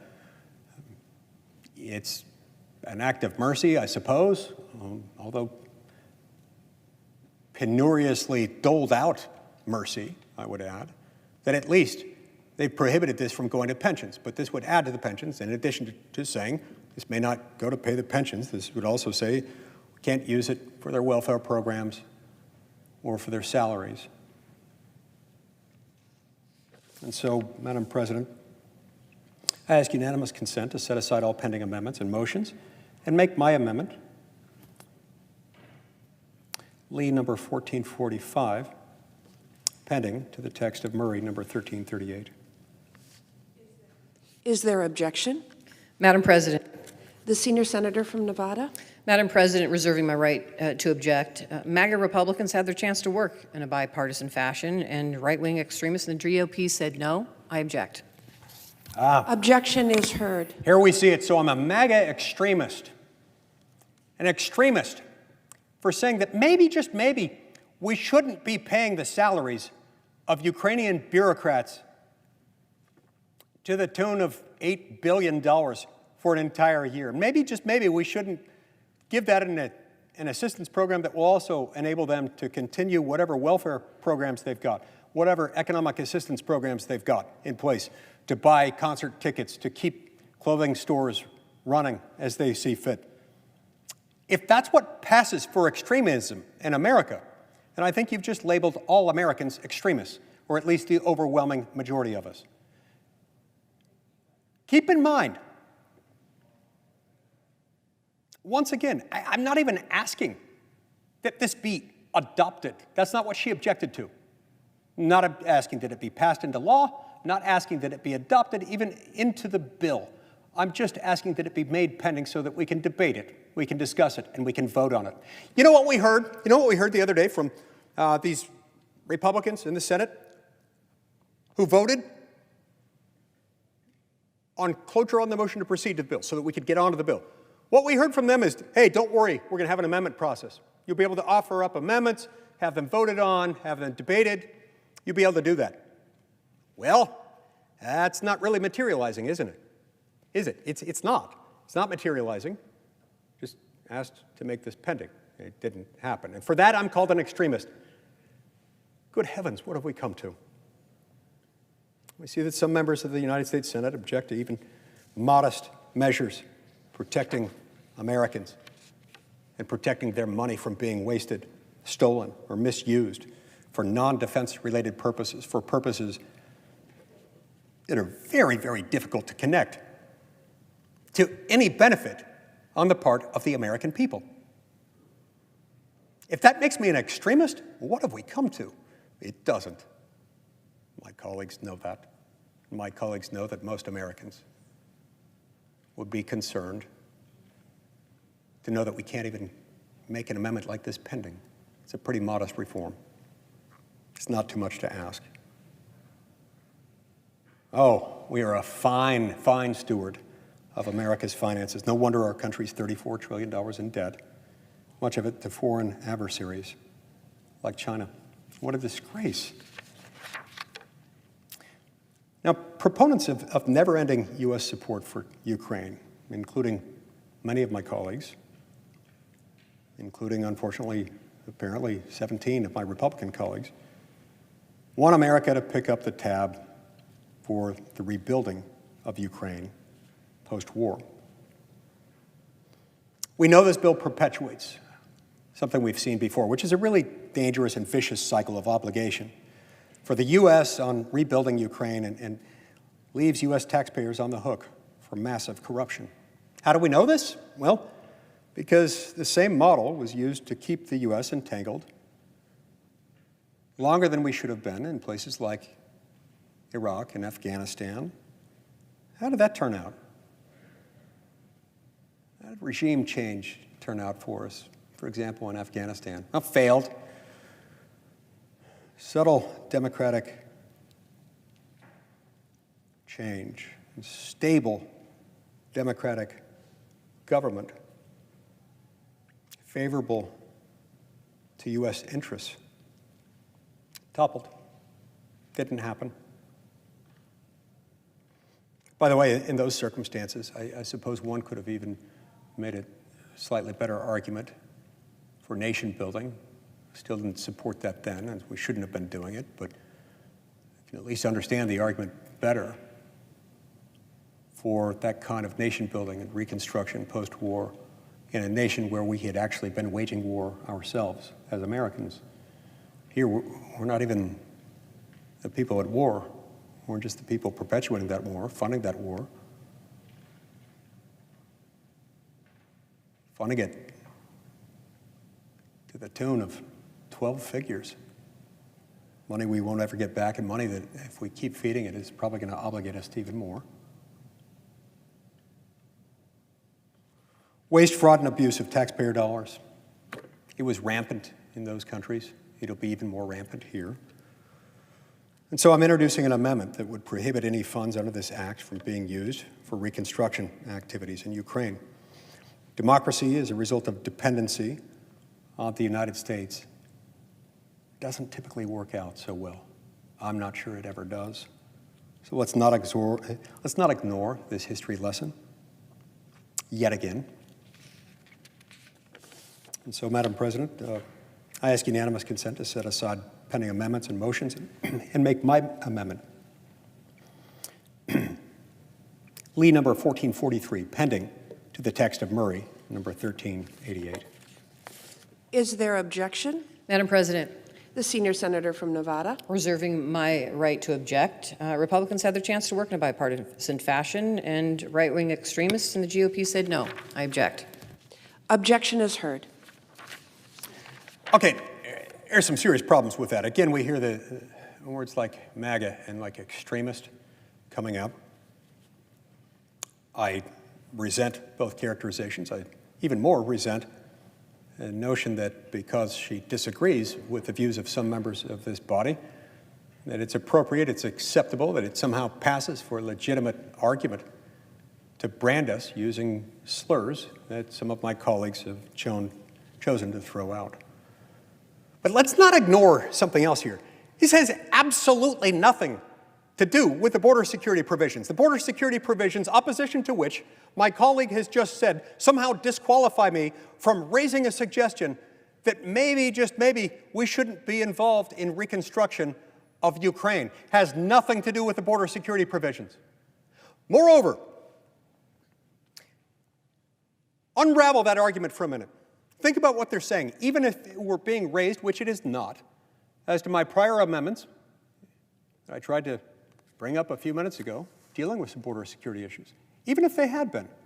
On what planet is a member of the United States Senate disqualified from debate simply because a bill negotiated in secret by people not of their own choosing on terms that they never approved of, producing a bill ultimately that was not to their satisfaction? On what planet does that vitiate the procedural rights of United States senators to offer improvements to a bill? It doesn't. It never has. I hope and I pray it never will. And it's insulting to the American people to suggest that a condition precedent for being invited into the exclusive club of those allowed to offer improvements to an amendment are those who kiss the ring of the Senate Democratic and Senate Republican leadership in this body, the law firm of Schumer McConnell and its acolytes and associates. This is wrong. I've seen it accelerate during the entirety of the 13 years I've been here. I can deal with it when I think about it only in terms of what it does to me personally. It is what it is. I get really angry when I think about what it does to the American people, to those people I represent, the 3.5 million people I represent in Utah, and the hundreds of millions of others represented by colleagues who are not one of the precious few who could most of the time be counted on one hand, who were privileged to see those documents to which she referred. Documents that were negotiated against the wishes of the majority of Senate Republicans, directly contrary to what we had committed to each other and to our voters to support.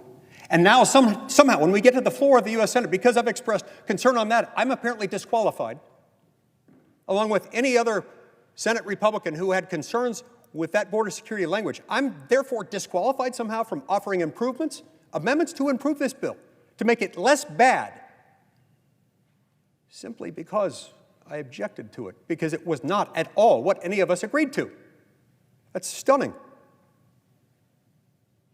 Here we sit in an empty chamber, no other amendments offered today. No other amendments made pending today. We can't do these ones. Why? Well, those who supported this bill of both parties apparently believe that we're disqualified from having a voice here. If we won't unflinchingly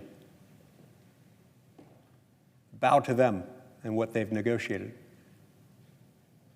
as if it were canonical scripture, as if it were carved onto stone. Shameful.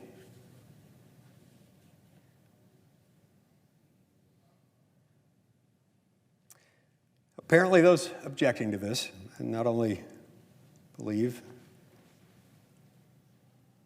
that Americans should have to pay for proxy wars on other continents on behalf of other countries against yet other countries, but also that we should more or less irrevocably, open-endedly commit to rebuilding them. Can somebody tell me when Ukraine was admitted as the 51st state? I must have missed that day. Madam President, even if my colleagues disagree with me and disagree with dozens of other senators who harbor these concerns, and hundreds of millions of Americans who feel the same way, but are being asked to fund all of these things against their will and their wishes, even if they believe that somehow we in the Senate have perfect wisdom and knowledge and virtue to send billions of dollars overseas to do nothing more than stop and harm and kill evil people doing evil things so that those evil things are no longer going to be done, even if you could assume all of that, which you can't. We know that you can't and you shouldn't. Surely they would agree with me that we should not send aid to the terrorist perpetrators of the October 7th massacre in Israel. Surely they would agree with me that we should not send aid to the terrorist perpetrators who, having carried out those heinous atrocities, still have ambitions that would make those heinous atrocities of October 7th look like a Sunday picnic. I think many Americans would be shocked to learn that Congress has almost no visibility into how our funds are used within the United Nations and within other multilateral globalist organizations funded by the United States. With Ukraine alone, our own government admits the following, quote, that routing U.S. assistance funds to Ukraine through multilateral institutions where U.S. donations will merge with funding streams from other international donors has the potential to reduce transparency and oversight. Well, that's the understatement of the year. To reduce transparency and oversight. You think? You think that when we give money to the UN and the UN gives it to another UN entity and somebody gives money to somebody else, it changes hands multiple times, it's then commingled with funds from other countries, you think that's going to reduce transparency and oversight? Yeah, we think so, we know so. We have every reason to believe that, and we're fools if we don't admit it. But the American people aren't fools. They have every reason to be concerned about this. But why would we expect, when we know what we know, when we know what our own government has admitted very recently, is the case, why on earth would we expect that routing our assistance for Gaza through the United Nations will be any different? Referring back to that definition of insanity, here we go again. Look, decades of U.S. bankrolling the UN system as its largest donor nation, both on the mandatory and on the voluntary portion of the funds that we pay. These have made taxpayers unknowingly, unwillingly, but nonetheless very complicit in terrorism and anti-Semitism and the indoctrination of generations of children living in Gaza who have been taught to hate and harm and kill Jewish people just because they are Jewish and they happen to live in Israel. The American people don't want any part of that. They certainly don't want to add to it, knowing what we know now, what we've learned about the catastrophic consequences of ignoring what happens when we ignore the problem. That's why I'm introducing an amendment to clarify that not only will our dollars stop the funding of UNRWA, this is the United Nations Relief and Works Agency, an agency that has itself been responsible for fomenting a lot of this hatred and this indoctrination, the anti-Semitic indoctrination, and otherwise proven to be of material assistance. One could say an accomplice to the crimes involving and culminating and not limited to the attacks of October 7th. So mercifully, I suppose, the authors of this bill decided to write out UNRWA, the UN Relief and Works Agency, saying no soup for them, no benefits to them, they can't have it. But my amendment would add to that, acknowledging that the agencies supported by the United Nations are all part of a network. There are close to 24 of them operating in Gaza. And if you exclude only UNRWA from that network, that money will just go somewhere else, inflicting many of the same harms that have come through UNRWA. And so my amendment would clarify that not only will our dollars stop funding UNRWA, but they'll no longer fund any UN organization operating in Gaza. Look, we've been down this road before, funneling our aid dollars through multilateral institutions, and we know exactly how it ends: in tragedy, in savage brutality in which we've been complicit through our financial support.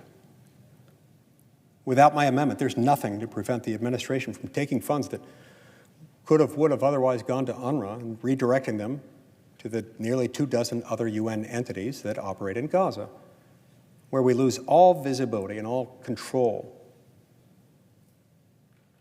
over where our dollars end up and how they're used and what they fund. Enough is enough. Like most multilateral institutions, the UN is a bloated, corrupt, and really woke system, one that's far past its prime and that's proven adversarial to the United States and overtly hostile to our ally, Israel. It's a platform for tyrants to mock us, for brutal dictatorships to sit on human rights committees, and for terrorists to receive aid. We can't trust this administration not to fund UN programs in Gaza, and we can't trust the UN not to fund terrorists and foment their acts of brutality, which is exactly why my amendment is so urgently needed. And so,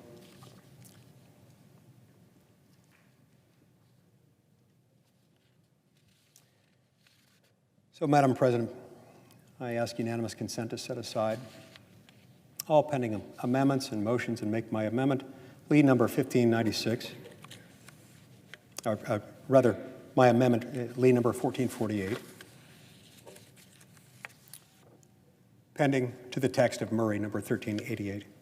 Is there objection? Madam President, The senior senator from Nevada. reserving my right to object, Republicans had their chance to work in a bipartisan fashion, and right-wing extremists in the GOP said, no, I object. Objection is heard.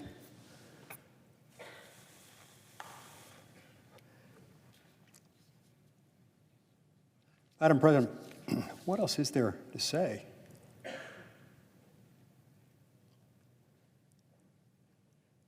We shouldn't be doing these things. We certainly shouldn't be doing them with reckless disregard for the very serious problems that we're creating,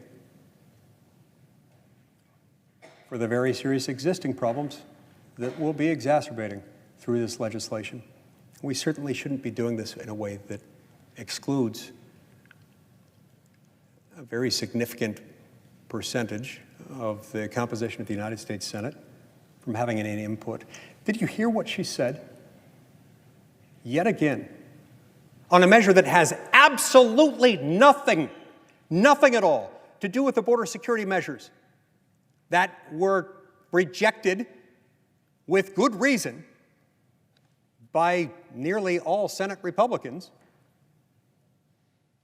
She's on that basis calling us extremists, and on that basis excluding us from even making our amendments pending. This is insane.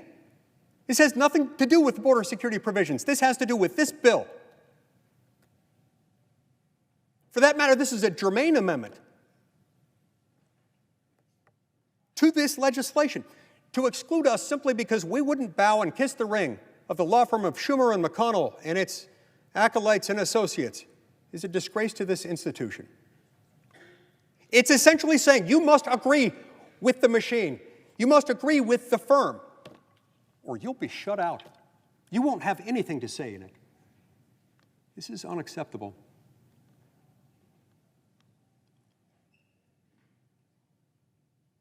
What'll be even more unacceptable, Madam President, is if those same Senate Republicans,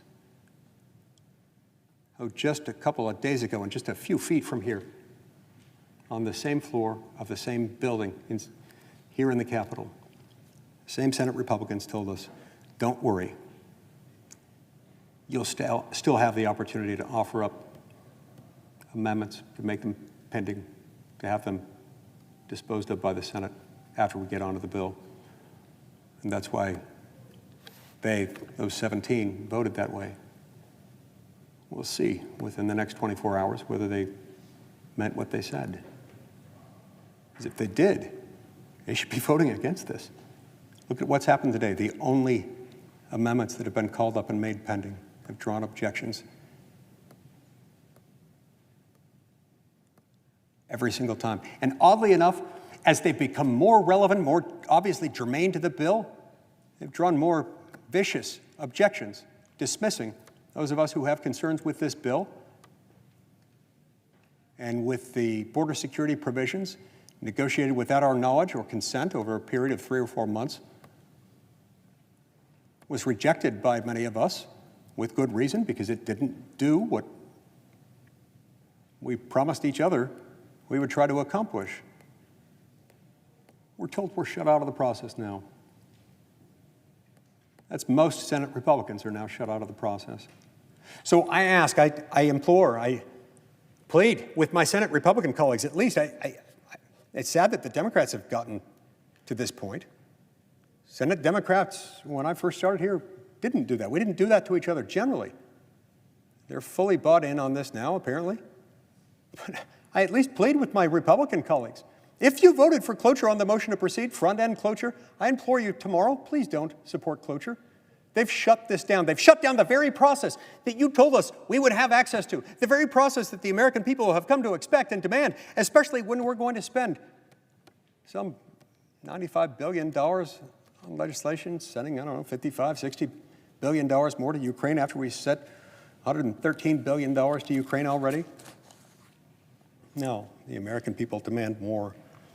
They should demand more of all of us, but certainly the Republican voters should demand more of Republican senators, especially given that Republican senators as a whole, as a conference, we made a decision to try to use this as an opportunity to force the border security measure. And now we're told, no soup for you.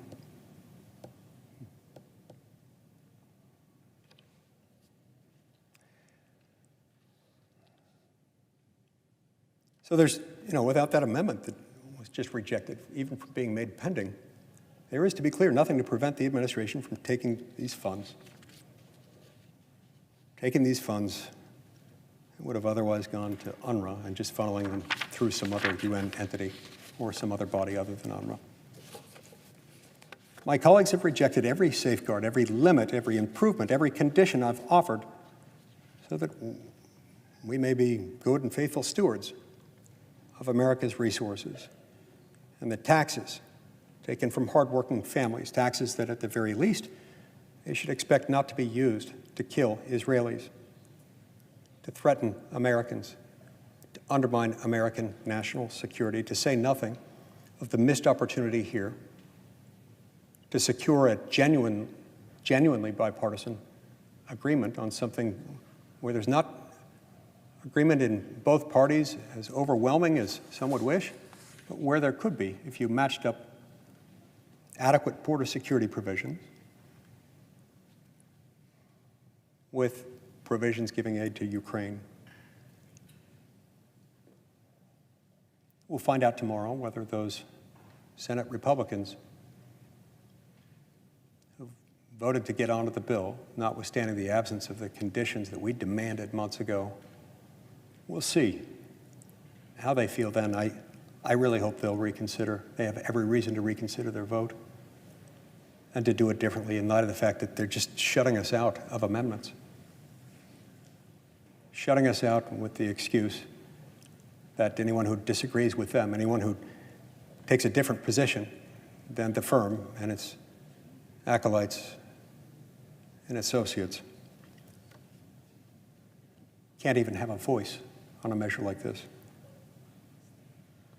Madam President, today we've explored the utter arrogance of politicians who believe that they, and they alone, can determine the risks and the rewards of proxy wars across the globe. They believe that they're playing a grand game of geopolitical chess. But as millions of Americans have seen, they're just playing with fire.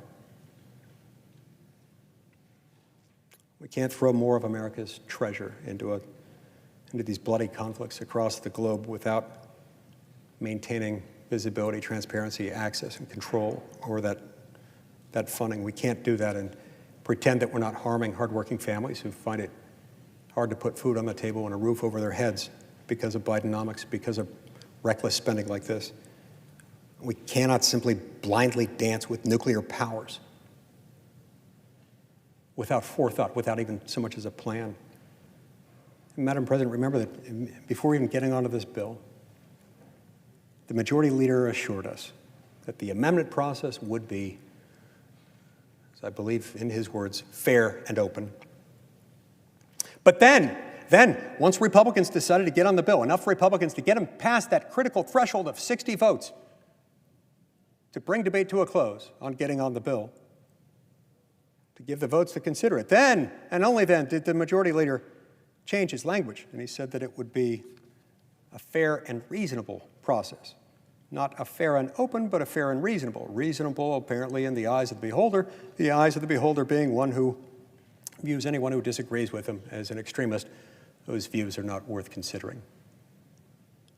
It's not extremist for the American people to ask that non-citizens be prohibited from voting in their elections. It's not unreasonable for the American people to ask that the government, for which they work months out of every year just to pay their federal taxes, only to be told that's not nearly enough because we're $34 trillion in debt, so we're going to print more money to make every dollar spend and go less far and buy less things. It's not fair to those same people to say that those same people are extremists insofar as they have concerns that tell them that they should want a secure border and they should want their elected lawmakers in Washington, D.C. to be demanding a degree of border security be forced on the Biden administration, because it apparently has to be forced on them because they're quite unwilling to do it on their own. It is not unreasonable for them to ask those things. It's not unreasonable for the American people to ask to not have to fund acts of terrorism through agencies that have indoctrinated so many people and the hateful marinade of anti-Semitism.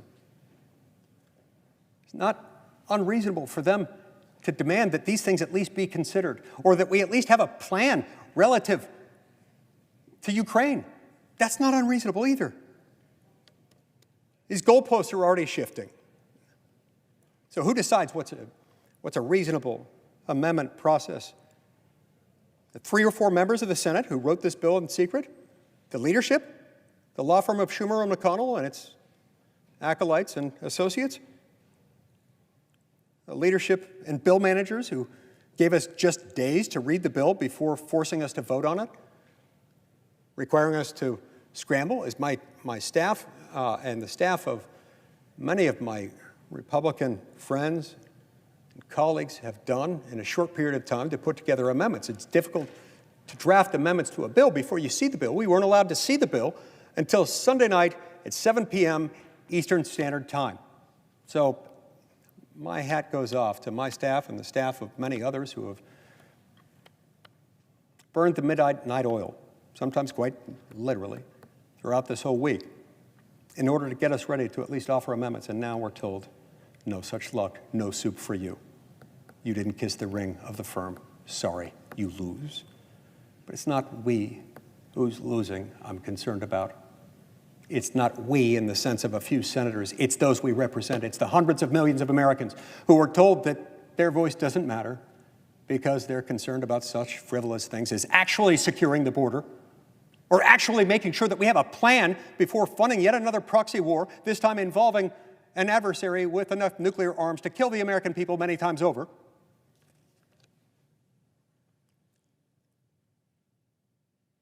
What about the other 96 members of this body? What about the states they represent? Are they given a voice in this process? Even those who voted for cloture to get on the bill, cloture on the motion to proceed, front-end cloture as we sometimes describe it. Most of them were excluded, and if they were being honest, they were administered truth serum. They'd have to admit that they had little to no say in what went into this. This was written by a very small handful of people under cover of darkness over many months. And now, after being told there would be a fair and open process, that magically transformed into a fair and reasonable process, which apparently means nothing. Apparently it means if you disagree with the firm and its acolytes and associates, you lose. You are excluded, and so do your voters.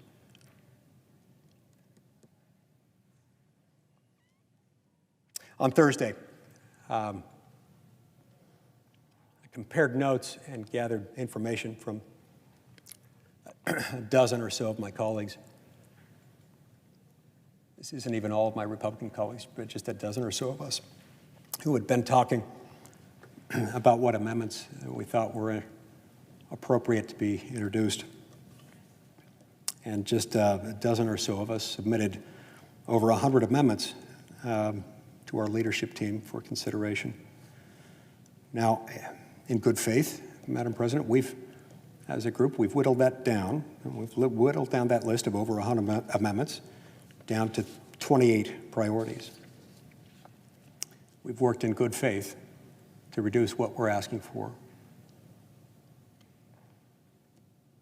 So far, I'm still the only person today who's offered up and tried to make pending even a single amendment.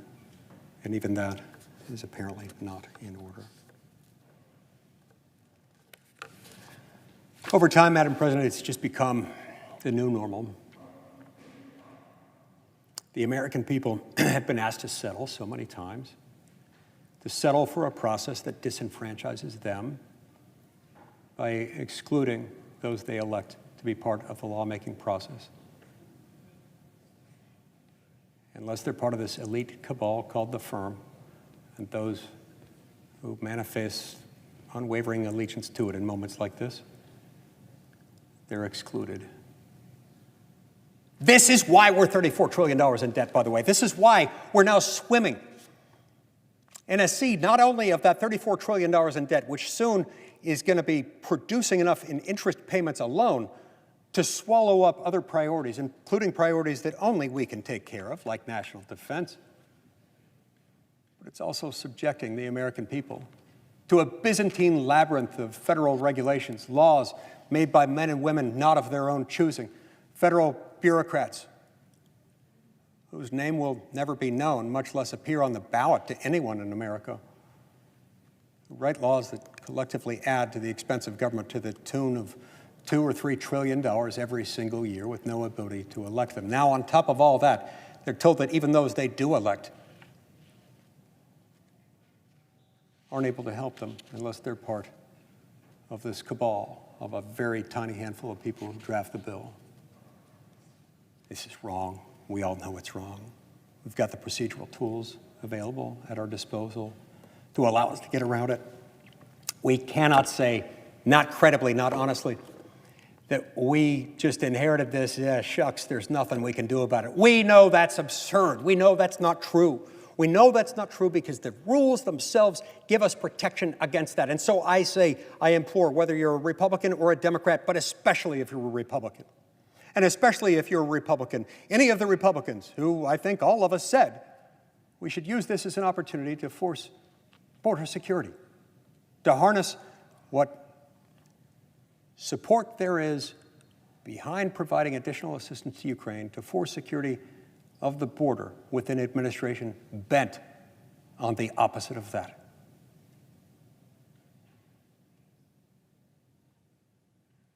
When we got a draft of a bill that just didn't do that, despite whatever nice things you might want to say about the language or its drafters or the intentions of those who were trying to produce something, it didn't do that. It didn't do that to the point where all but 4 Republicans voted against it.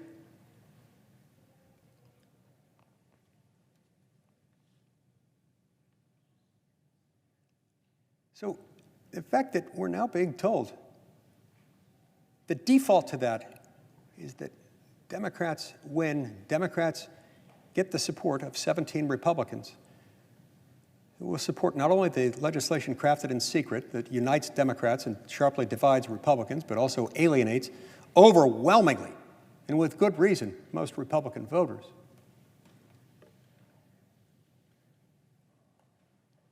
They are going to be accomplices now in shutting out debate. I ask, I beg, I plead all of my colleagues, especially those Republicans who purported to share that concern. But whether they express that concern or not, regardless of how they feel about border security, and for that matter, regardless of what political party they belong to, they should care about making sure that our money's not going to fund interests hostile to the American people, hostile to their interests, to make life more burdensome than them. We have a certain implicit obligation that we take on when we take our oath of office, an obligation to ensure that we first do no harm. This bill violates that, and deep down, a lot of my colleagues realize that. Remember, it only takes 41 votes. 41 votes opposing cloture stops the bill, stops it either indefinitely or until such time as these concerns can be resolved. They're not insuperable concerns. They're not unreasonable concerns. They're certainly not concerns that should be shut out from debate. So I ask, I plead, any of my colleagues who happen to, for whatever reason, be listening to my words at this moment, and for any voters out there who, for whatever reason, happen to be listening to me on a nice Saturday afternoon, if you share these views, share them with your senators. Encourage your senators to allow the American people into the dark and secret tent in which things are being negotiated to the exclusion of every American. We're a nation of laws. I hope we always will be. Despite our flaws, our country is the last great hope in a world that's increasingly hostile. I hope we'll always be available to be that. We can't do it when we treat our own people this way. We can't do it when we ignore risks like those that we're ignoring today, as long as we continue this. So I implore my colleagues, and I implore voters out there who have the ear of any of my colleagues to oppose cloture tomorrow. We haven't had a fair and reasonable process. We haven't had a fair and open process or any kind of process on amendments because the firm is determined to exclude us. Determined to exclude us in a way that benefits the military-industrial complex and will earn pats on the head for a small handful of politicians in America, but otherwise undermines American interests, especially when we refuse even to consider opportunities to make the bill better or at least less bad. That's not too much to ask. Thank you, Madam President. I yield the floor.